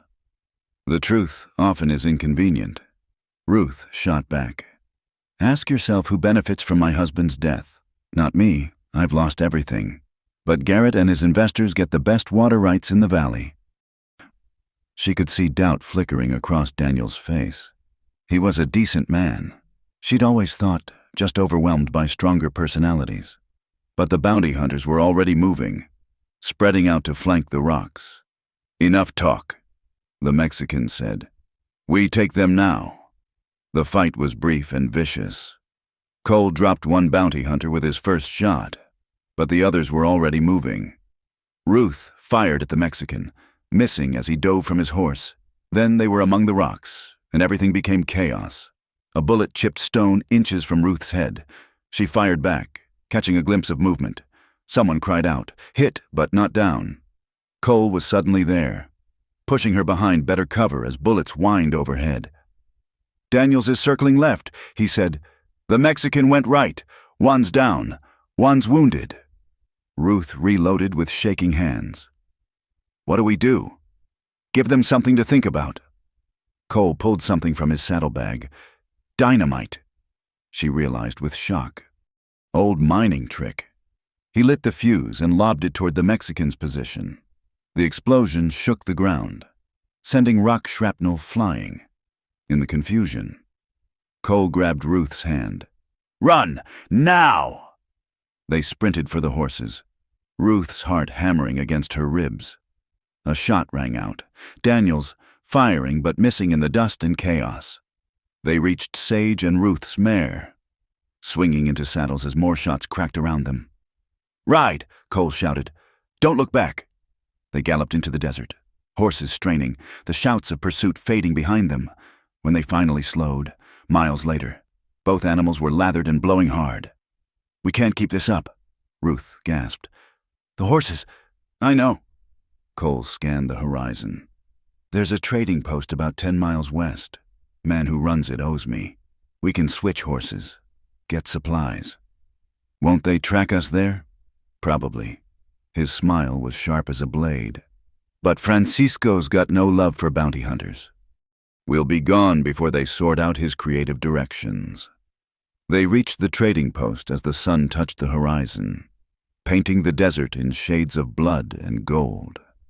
Francisco proved to be an old Mexican with scars to match Cole's and a gold-toothed grin. "Marcus, you bastard." He greeted them in accented English. Heard you were dead 3 times over. Disappointed? Only that I didn't get to kill you myself. Francisco's eyes moved to Ruth, shrewd and assessing. This the woman got half the territory hunting you? This is Ruth, Cole said simply. We need horses, supplies for the Mojave crossing. Francisco whistled low. The Mojave? You trying to die for real this time? Just trying to reach the other side. They dickered in rapid Spanish while Ruth watered the exhausted horses. When Cole returned, he had 2 fresh mounts, a paint mare for Ruth and a raw-boned gelding for himself, plus packed saddlebags. Francisco says the hunters were here yesterday, asking questions. Cole told her quietly. They know we're heading west. Then we go south first, Ruth suggested. Circle back. Cole smiled, pride evident in his expression. Getting devious. I like it. He helped her mount the paint. We ride south tonight. Hit the old Spanish trail tomorrow. It'll add days, but might buy us time. As they prepared to leave, Francisco pressed something into Ruth's hand, a small silver cross on a leather cord. For protection, he said. The desert, she's hungry, takes what she wants, but sometimes she respects courage. Ruth thanked him in her limited Spanish, fastening the cross around her neck. As they rode out into the gathering darkness, she looked back once at the trading post. This small outpost of civilization in the vast emptiness. Will they hurt him for helping us? Francisco? Cole chuckled. They'll try. He'll feed them tequila and lies until they don't know up from down. They rode through the night again, navigating by stars and Cole's uncanny sense of direction. The desert was alive with sound. Coyotes calling, owls hunting, small creatures rustling in the brush. Ruth had never felt so small, so insignificant against the vastness of creation. Near dawn, they stopped to rest in the lee of a massive boulder. Cole pulled her against him, and they sat watching the sky lighten from black to gray to pearl. Tell me we'll make it, Ruth whispered. We'll make it. He pressed his lips to her temple. I've crossed harsher country with less reason to live. What reason is that? He turned her face to his, kissing her with desperate tenderness. You, Ruth, it's all for you now. As the sun rose, painting their faces gold, Ruth believed him. They would make it across the desert, across the mountains, all the way to the sea. They would make it because the alternative, giving up, giving in, was unthinkable. She touched the silver cross at her throat, thinking of Francisco's words. The desert was hungry. Yes, but she was hungry too, for freedom, for life, for all the tomorrows stretching ahead with this man beside her. Let the hunters come. Let the desert test them. She and Marcus had been forged in loss and tempered by violence. They were no longer the people they'd been, the grieving widow and the haunted outlaw. They were something new, something harder and more enduring. The desert would not break them.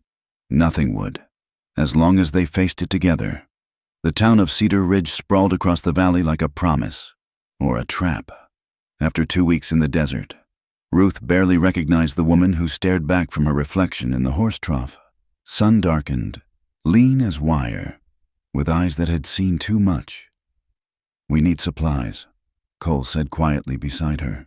Food, ammunition, can't make the final push without them. Ruth nodded, understanding the risk.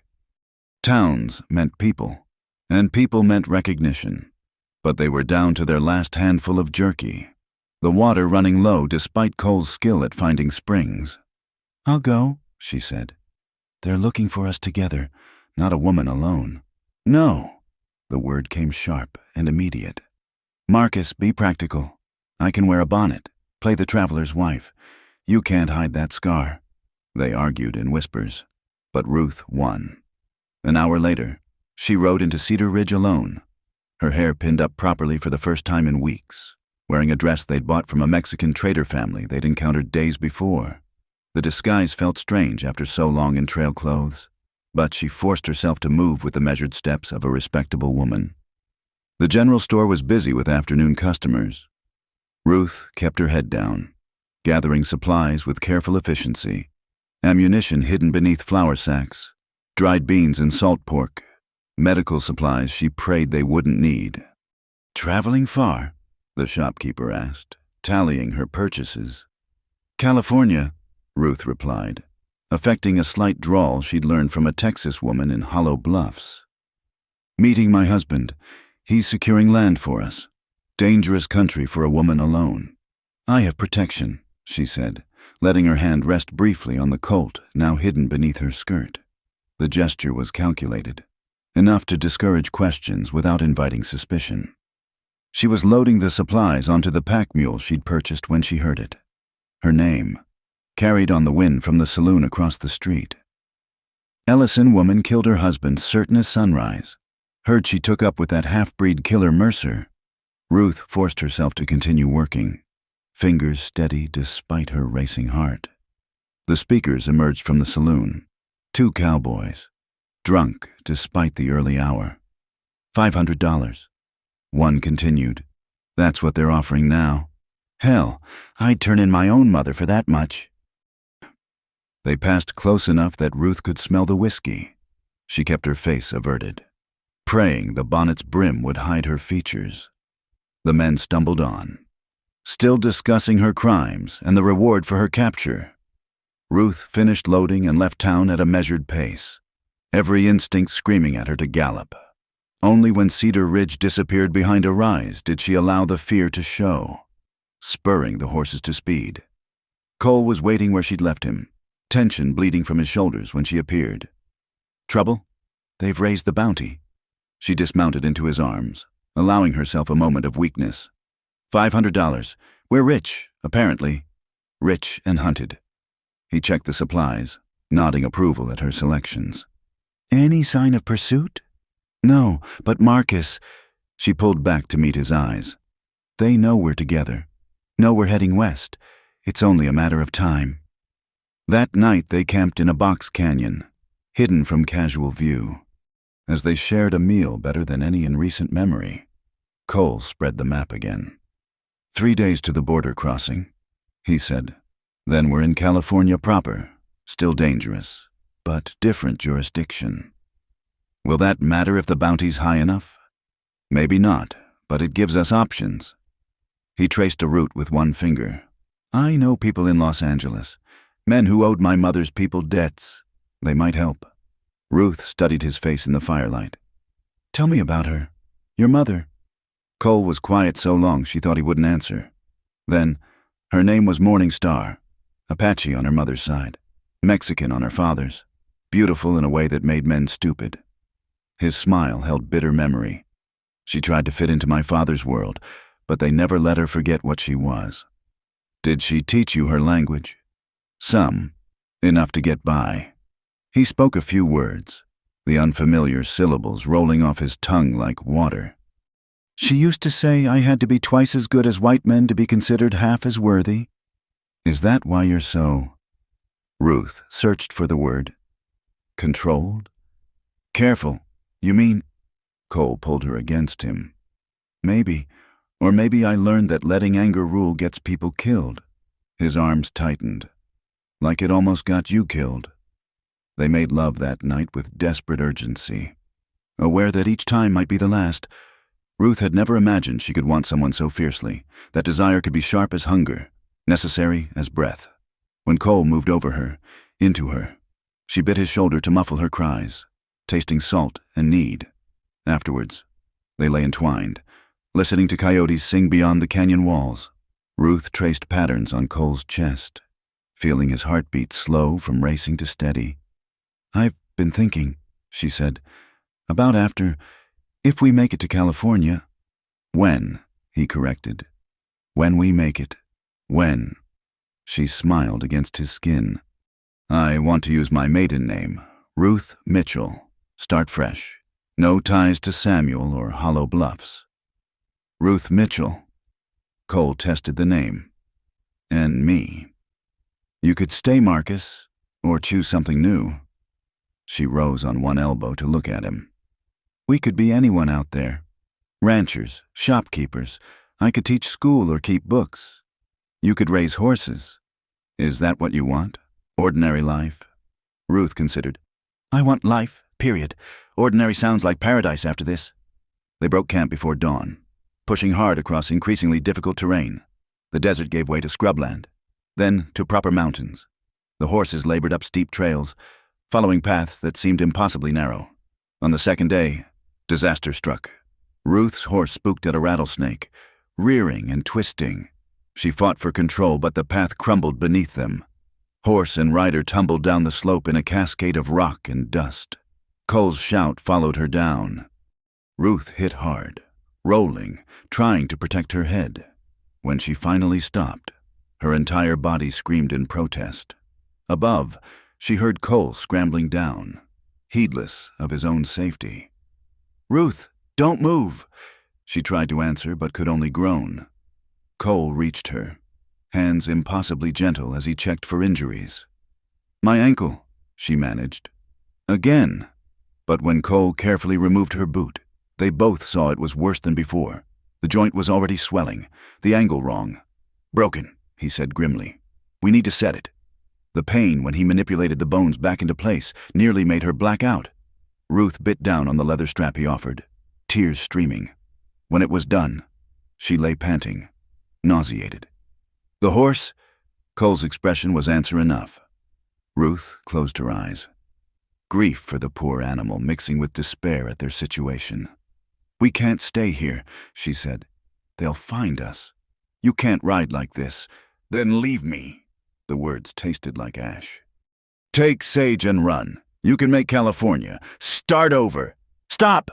Cole's voice was fierce. We've had this discussion. I don't leave you. Ever. He fashioned a splint from branches and torn cloth, then somehow got her onto Sage.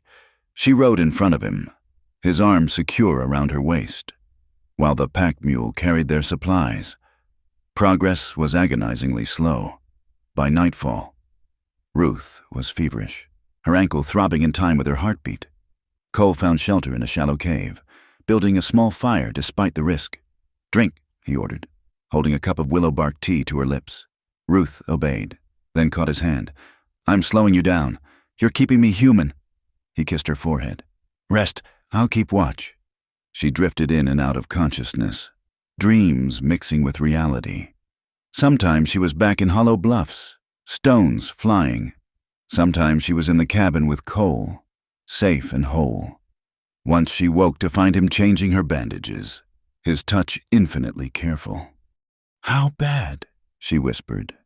You'll heal, but we need a real doctor soon. Or... He didn't finish, but Ruth understood. Infection in the wilderness meant death. The next morning brought new peril. Cole spotted dust clouds approaching from two directions.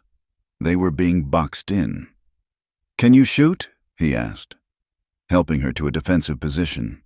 Ruth nodded, though the fever made everything shimmer. She checked the Colt's loads with clumsy fingers. The first riders appeared around midday. Ruth recognized the Mexican bounty hunter from before, his arm bandaged but gun hand steady. With him rode 6 others, hard-faced men who spread out in practiced formation. Mercer, the Mexican called. You gave us good chase, but it's over now. Cole didn't answer, rifle trained on the speaker.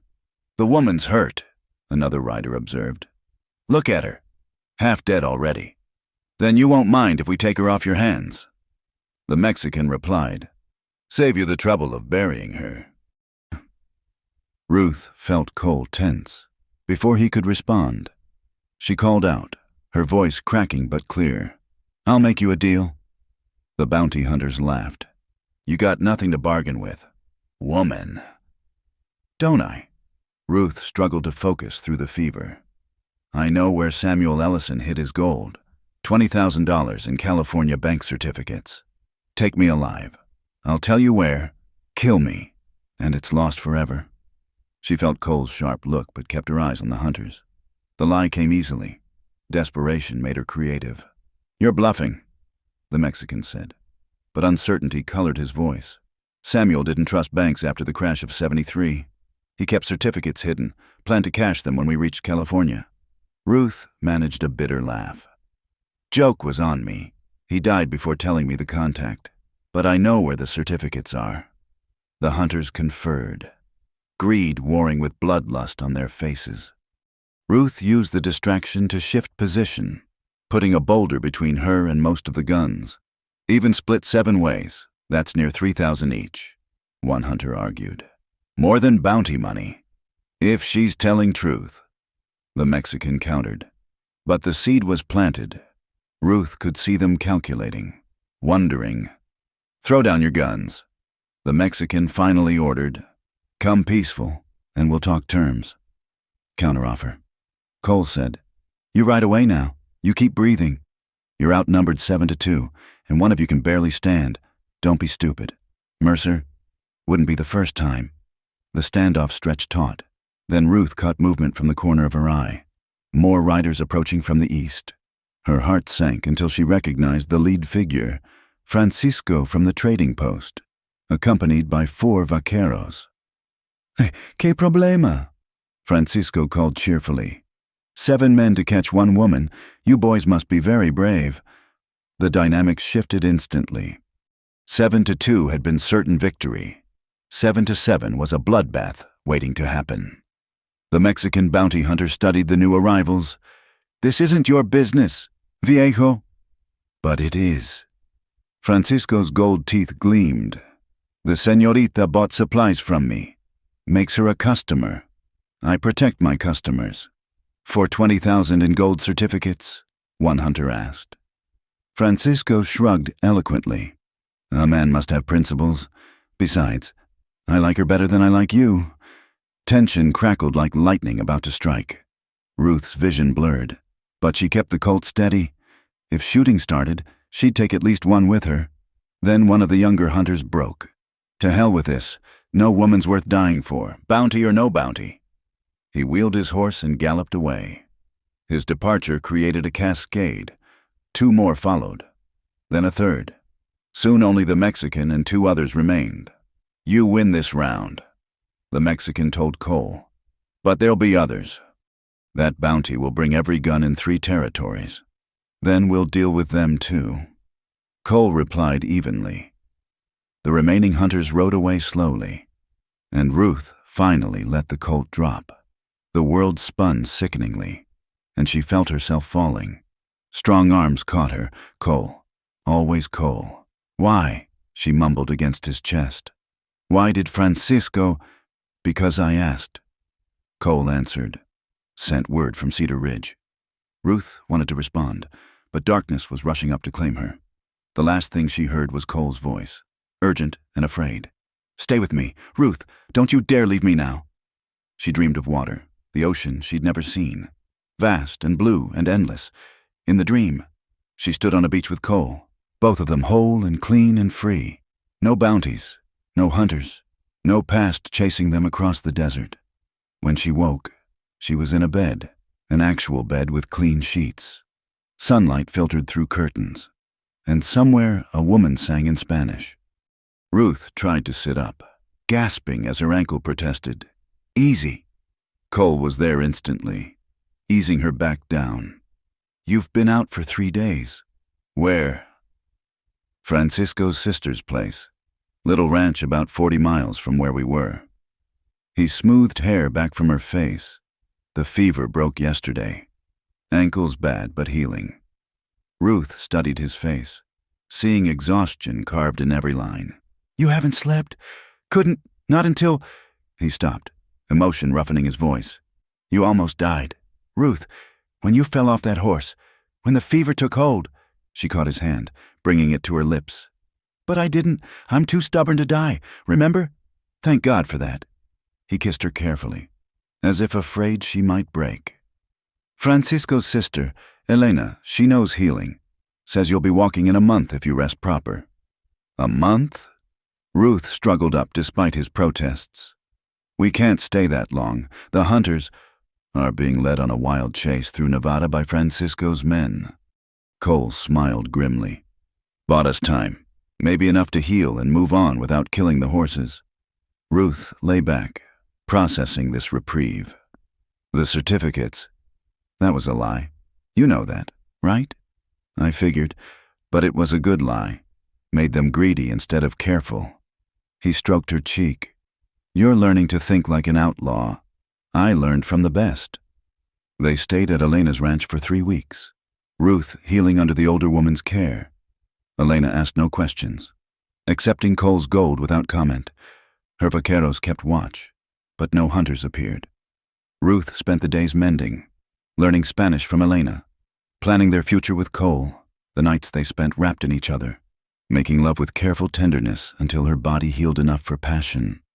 "I could stay here forever," Ruth said one evening, watching sunset paint the mountains crimson.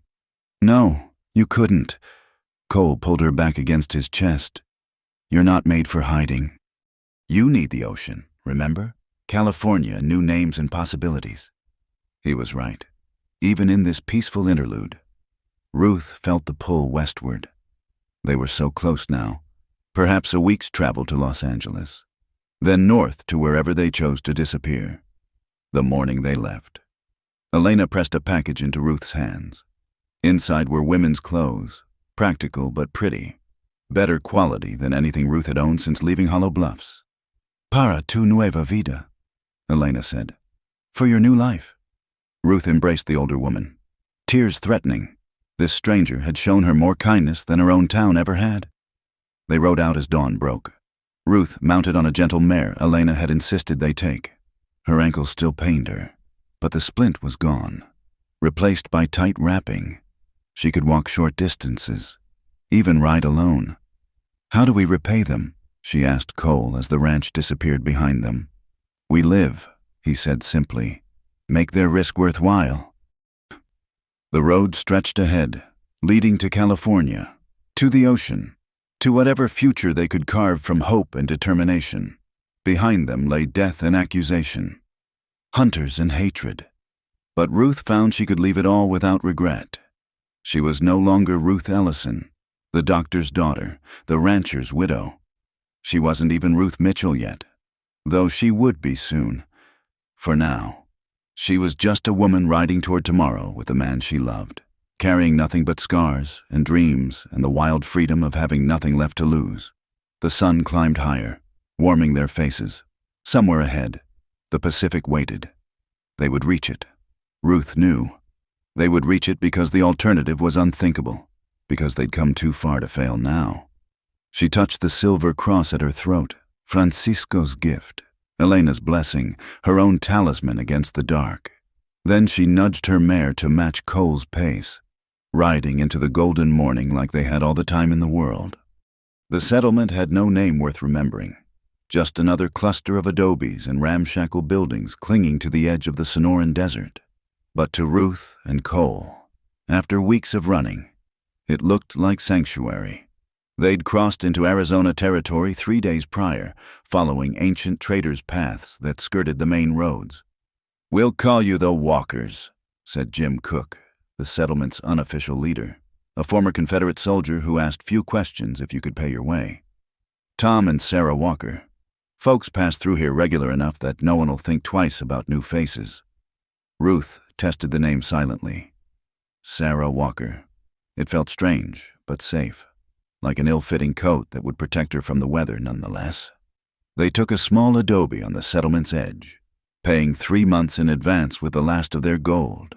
That first night in their own space, 4 walls and a roof that belonged to them, however temporarily. Ruth wept from sheer relief. "Hey now," Cole murmured, gathering her close. "What's this?" "I'm happy," she said through the tears. "God help me, sitting in this dusty little room with you. I'm happier than I've been in years." They settled into a routine that felt dangerously like permanence. Cole found work with a local rancher, breaking horses and mending fences.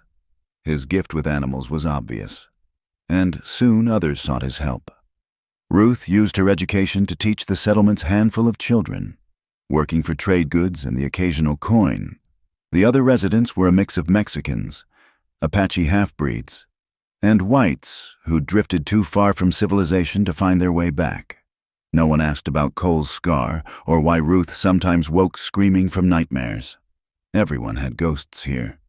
2 months passed in relative peace. Ruth's ankle healed completely, though it ached before storms.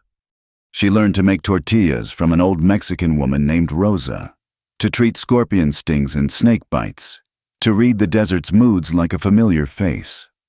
In the evenings, she and Cole would sit outside their adobe, watching the sun paint the mountains purple and gold. Sometimes they talked about California, about the ocean waiting somewhere beyond the horizon. But more often they sat in comfortable silence, hands linked, pretending this quiet life could last. It was Cole who suggested they make it official. They were lying in bed one morning, dawn light filtering through the muslin curtains Ruth had sewn from flour sacks. "There's a preacher comes through next week," he said carefully. "Methodist fellow named Harrison. Rosa says he's decent enough." Ruth propped herself on one elbow to study his face. "What are you saying?" "I'm saying we're already living as husband and wife. Might as well make it true." He traced her cheekbone with one finger. "Unless you think Sam Ellison's widow shouldn't marry a half-breed outlaw." "Sam Ellison's widow is dead," Ruth reminded him. "But Sarah Walker might be interested, if Tom Walker's asking proper." Cole sat up, suddenly serious. "Ruth, Sarah, whoever you are today, will you marry me? Not for convenience or protection, but because I love you more than I ever thought possible." "Yes," she said, pulling him down for a kiss. "Yes to all of it." The ceremony was simple. A few words spoken in Rosa's garden, witnessed by people who understood the value of second chances. Ruth wore Elena's gifted dress. Cole had trimmed his hair and shaved, looking younger and somehow more vulnerable. When Preacher Harrison pronounced them husband and wife, Ruth felt something settle in her chest, a rightness that had nothing to do with law or paper. That night, as they made love in their narrow bed, Cole whispered her name like a prayer, not Ruth or Sarah, but something deeper, the true name of her soul that needed no words. She answered in kind, their bodies speaking truths their mouths couldn't shape. For 3 weeks, they lived in this bubble of happiness. Then Marcus Finch rode into town. Ruth was teaching when she saw him through the schoolroom window, a lean man on a tired horse, wearing a deputy's star and trail dust. Her blood went cold as she recognized the purposeful way he studied each building, the methodical scan of a hunter. She dismissed the children early, sending them home with assignments they'd never complete. Then she walked, didn't run. Walking drew less attention, to the ranch where Cole was working. She found him in the corral, settling a nervous mare. His head came up at her approach, reading danger in every line of her body. "Lawman in town," she said quietly. "Deputy, looks like making rounds." Cole handed the mare's lead to another worker and vaulted the fence. "Pack only essentials. We leave within the hour." But it was already too late. When they reached their adobe, Deputy Finch was waiting, leaning against their door with deceptive casualness. 2 more men flanked him, local toughs he'd probably hired for backup. Mr. and Mrs. Walker," Finch said pleasantly. "Or should I say Mr. Mercer and Mrs. Ellison? You've led us quite a chase." Cole's hand moved toward his gun, but Finch shook his head. "I wouldn't. My men have rifles on you both. Besides, I'm not here for the bounty." "Not exactly." "Then what?" Ruth asked, surprised by her steady voice. "Information." Finch straightened, and she saw intelligence in his eyes that made him more dangerous than any thuggish bounty hunter. "Specifically, about certain deaths in Hollow Bluffs." Ruth felt Cole tense beside her. "My husband died of heart failure." "Funny thing about that." Finch produced a letter from his coat. "Thomas Garrett died 2 weeks ago. Fell from his horse, broke his neck, but before he died, he was talking wild. Fever talk, the doc said, about poison and water rights and framing the perfect murder." The world seemed to tilt. Ruth gripped Cole's arm to stay upright. "The federal marshal sent me to investigate." Finch continued. "Found some interesting things in Garrett's safe, including a half-empty bottle of arsenic and correspondence with a chemist in Denver about medicinal compounds." "You're saying—" Ruth couldn't finish. "I'm saying Sam Ellison was murdered, just not by his wife." Finch studied them both.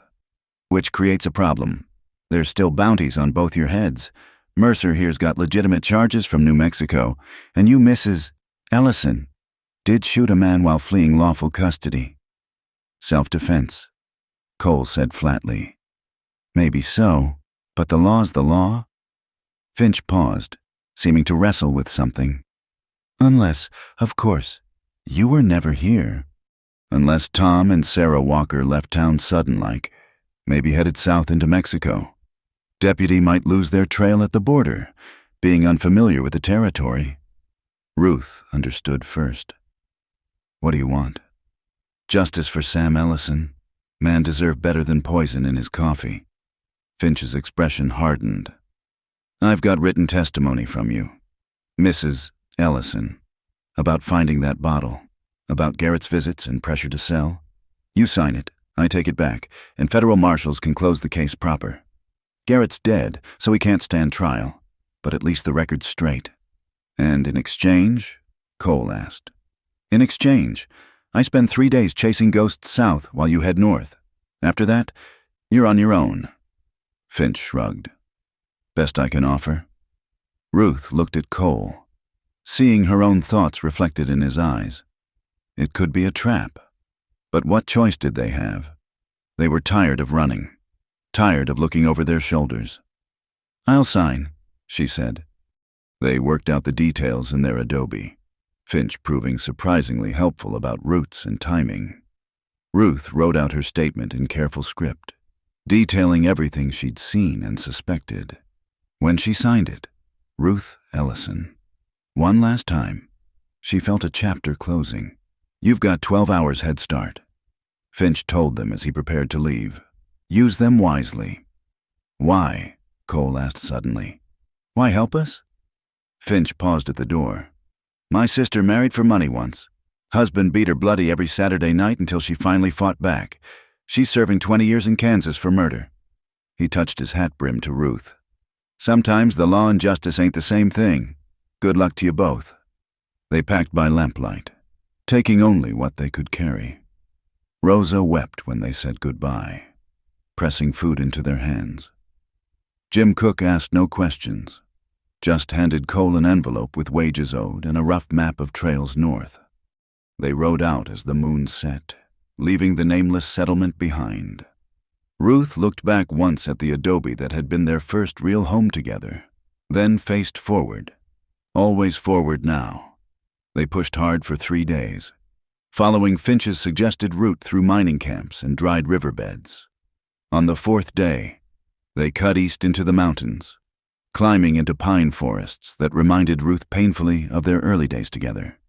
Where are we going? She asked as they made camp beside a mountain stream. Place I heard about from some Apache traders. Cole replied, settlement called Haven, mixed folk, like where we just left, but more established, more isolated. And if Finch lied, if he's following, then we keep running. Cole pulled her against him. But I don't think he lied. Man had honest eyes. They reached Haven after a week of hard travel. It was larger than their previous refuge, maybe 50 buildings scattered across a valley, with actual streets and a general store. The population was as mixed as promised. Apache, Mexican, Chinese railroad workers who drifted away from the lines, whites who didn't fit anywhere else. This time they were the Morgans, David and Rachel Morgan, come from California looking for quiet. Cole's mother's people had connections here, within days. They had work in a 2-room cabin on the edge of town. Spring became summer. Ruth planted a garden, coaxing vegetables from the stubborn soil. Cole built furniture with surprising skill, trading pieces for goods they needed. They made friends cautiously, an Apache woman named Mary, who taught Ruth beadwork, a former Buffalo soldier named Isaac, who played chess with Cole in the evenings. Ruth discovered she was pregnant in July. She'd suspected for weeks but hadn't dared hope. When the midwife confirmed it, Ruth sat in stunned silence for so long the woman grew concerned. It's good news, isn't it? The midwife asked. Your husband will be pleased. Yes, Ruth managed. Just surprised. She told Cole that evening as they sat by their own hearth. a luxury that still amazed her. He went very still, then dropped to his knees beside her chair, pressing his face against her still flat stomach. "A child," he whispered. "Our child. Are you happy?" Ruth asked, running fingers through his hair. He looked up, and she saw tears on his scarred face. Happy doesn't touch it. Terrified, amazed, grateful. He stopped, overwhelmed. "What if I'm like him? My father? What if—" "You won't be." Ruth was certain as sunrise. "You're nothing like the men who hurt us. Marcus, nothing." They held each other as darkness fell, plans and fears tumbling together. A child changed everything. No more running at a moment's notice. No more living ready to abandon everything. They'd have to build something real now. Something lasting. "We could stay here," Ruth said. "Make a true home. Haven seems safe enough. Or we could still go to California." Cole suggested, "Start fresh where no one's even heard the name Ellison or Mercer." They debated gently, but Ruth knew the decision was already made. They'd stay because the baby needed stability, because they were tired of running, because sometimes you had to stop looking for perfect safety and make do with good enough. That night, as they lay in their bed, their own bed in their own home, Ruth felt the baby's first flutter, just a whisper of movement, like butterfly wings, but undeniably real. "Marcus," she breathed. "I felt it. The baby." His hand joined hers on her belly. Waiting. When the flutter came again, his intake of breath was sharp with wonder. "Hello, little one," he whispered. "I'm your papa. I promise I'll keep you safe. You and your mama both." Ruth believed him. They'd traveled so far from that storm-soaked night when he'd pulled her from the creek, through desert and mountain, through violence and tenderness. They'd found their way to this moment, two damaged souls creating new life, building hope from ashes. Outside, coyotes sang to the rising moon, but inside their cabin, Ruth and Cole Morgan held each other and their unborn child, finally home in the only way that mattered. They'd left the widow Ellison and the outlaw Cole Mercer buried somewhere in the desert. In their place stood two people who'd chosen love over fear, forgiveness over bitterness, and the dangerous hope of tomorrow over the safety of solitude. The baby kicked again, stronger this time. Ruth laughed, the sound bright as water in the desert. Cole kissed her belly, then her mouth, sealing promises that needed no words. They'd come home at last, not to a place but to each other, and to the future growing between them. It was enough. More than enough. It was everything. The letter arrived on a Tuesday morning in September, carried by a trader who'd been paid extra to find Sarah Walker or Rachel Morgan, or whatever she's calling herself now. Ruth's hands trembled as she recognized the precise handwriting of Jonathan Hartley, Hollow Bluff's only lawyer. Cole found her sitting at their kitchen table, the letter spread before her, one hand protectively over her swollen belly. Their son, she was certain it was a boy, kicked restlessly, sensing her distress. "What is it?" Cole asked, instantly alert. "Samuel's will," Ruth said numbly. "The real one. Hartley says they found it hidden in Samuel's private papers when they seized Garrett's assets. Everything comes to me, the ranch, the water rights, nearly $40,000 in California banks." She looked up at him. "It's all legal, witnessed, notarized. Even has a letter from Samuel explaining he knew Garrett was pressuring him, that if anything happened—" Cole sat heavily beside her. "He knew he was in danger, and he protected me the only way he could." Tears ran down Ruth's face.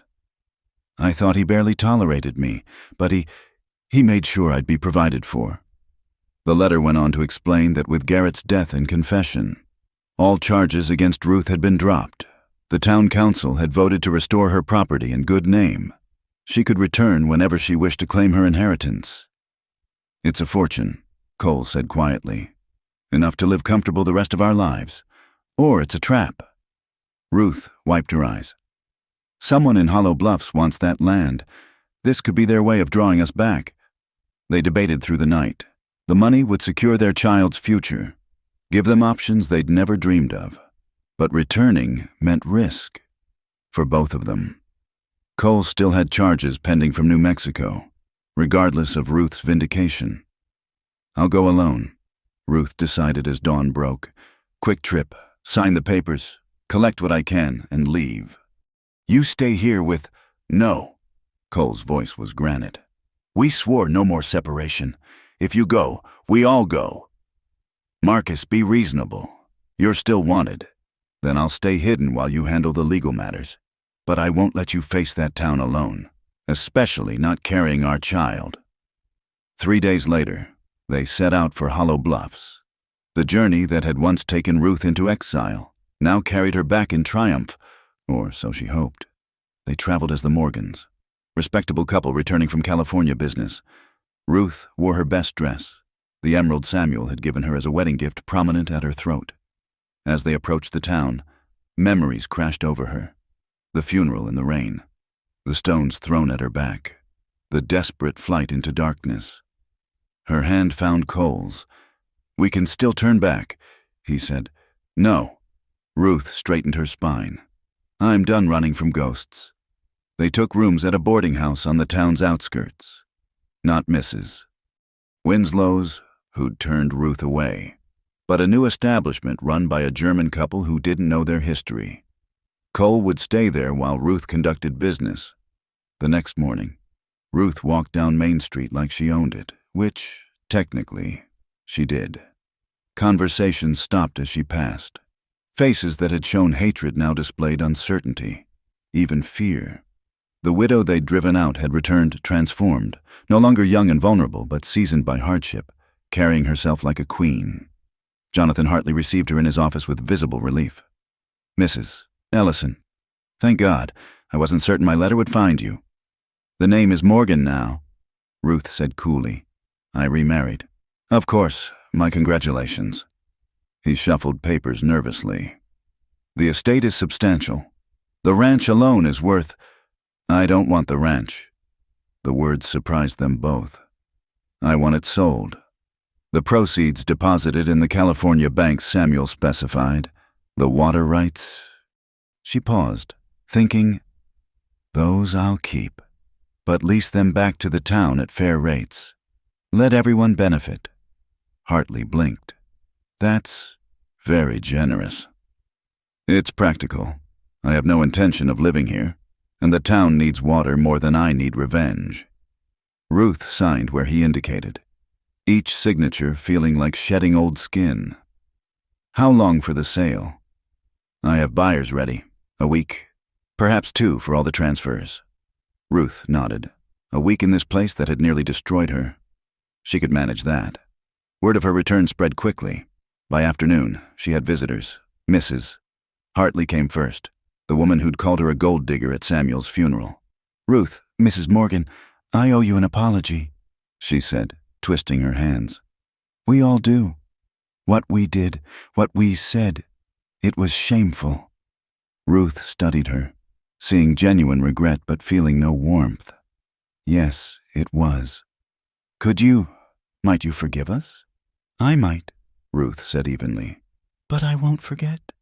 And forgiveness doesn't mean I'll ever trust any of you again.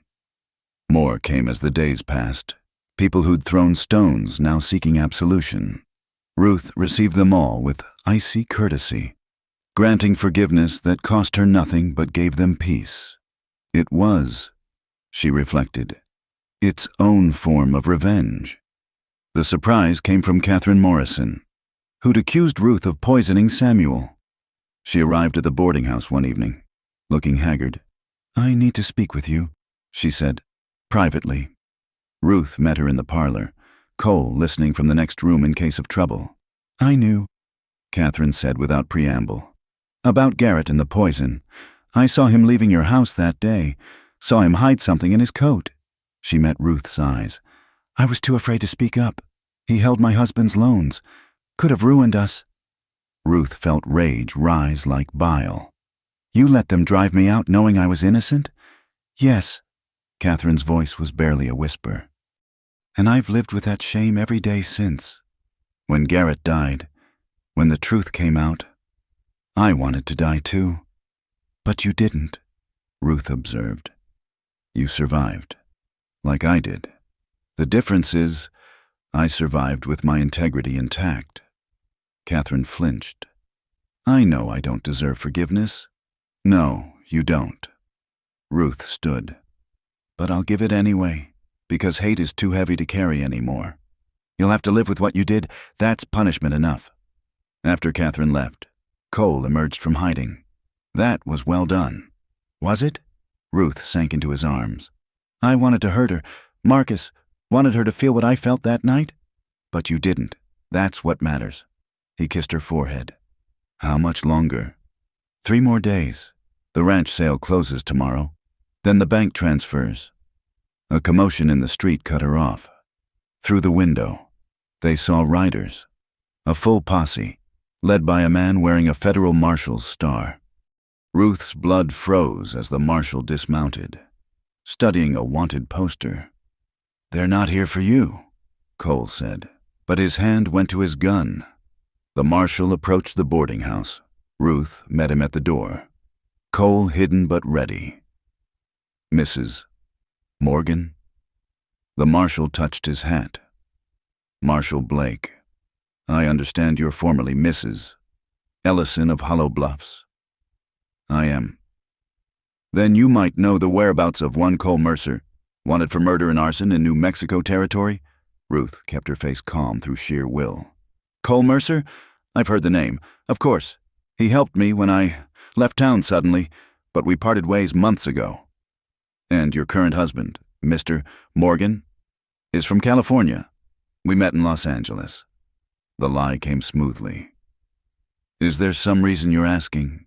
Blake studied her. Mercer was seen in this area. Some say traveling with a woman matching your description.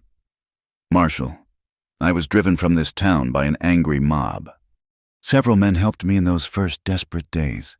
If one was this Mercer fellow, I'm grateful. But I certainly didn't take note of names or faces. She touched her pregnant belly deliberately. I was rather focused on survival. The marshal's eyes followed the gesture. Of course. My apologies for disturbing you. Ma'am, if you do hear anything, I'll be sure to let you know. Ruth lied. Blake left, but his presence cast a shadow over their remaining days. Cole stayed hidden while Ruth concluded her business, the strain visible in both their faces. Finally, mercifully, everything was complete. Ruth held bank drafts worth more than she'd ever dreamed, enough to buy a new life anywhere. As their wagon rolled out of Hollow Bluffs for the last time, she looked back at the town that had shaped her through cruelty. Any regrets? Cole asked. One, Ruth admitted. I wish Samuel could know that justice was done. He wasn't a perfect man, but he deserved better than murder. They traveled back to Haven by a different road, cautious of pursuit. But gradually, as days passed without incident, they began to relax. The baby kicked constantly now, eager for freedom. What will we tell him? Ruth asked one night as they camped under familiar stars. About who we were, what we did. The truth, Cole said after long thought, that people aren't all good or all bad. That sometimes survival requires hard choices. That love can bloom in the darkest ground. They reached Haven as the first snows began to fall. Their little cabin looked like paradise after weeks of travel. Friends welcomed them back with quiet joy and no questions about their absence. That night, as they lay in their own bed, Ruth felt the first labor pains. The baby came fast, as if he'd waited for home. Cole held her hand through the worst of it, whispering strength in English and Apache both. Their son was born as dawn broke, healthy, loud, perfect. As Ruth held him for the first time, she saw Samuel's kindness in his chin, her father's intelligence in his eyes, but mostly she saw the future, clean and new and full of possibility. What do we call him? The midwife asked. Ruth looked at Cole, seeing her own certainty reflected there. James, she said. James Marcus Morgan, for new beginnings. Cole touched his son's tiny fist with one scarred finger. Hello, James. Welcome to your life. May it be easier than ours. But Ruth didn't wish for easy. As she nursed her son for the first time, she wished him strength and courage and the wisdom to know when to fight and when to forgive. She wished him love like she'd found, tested by fire.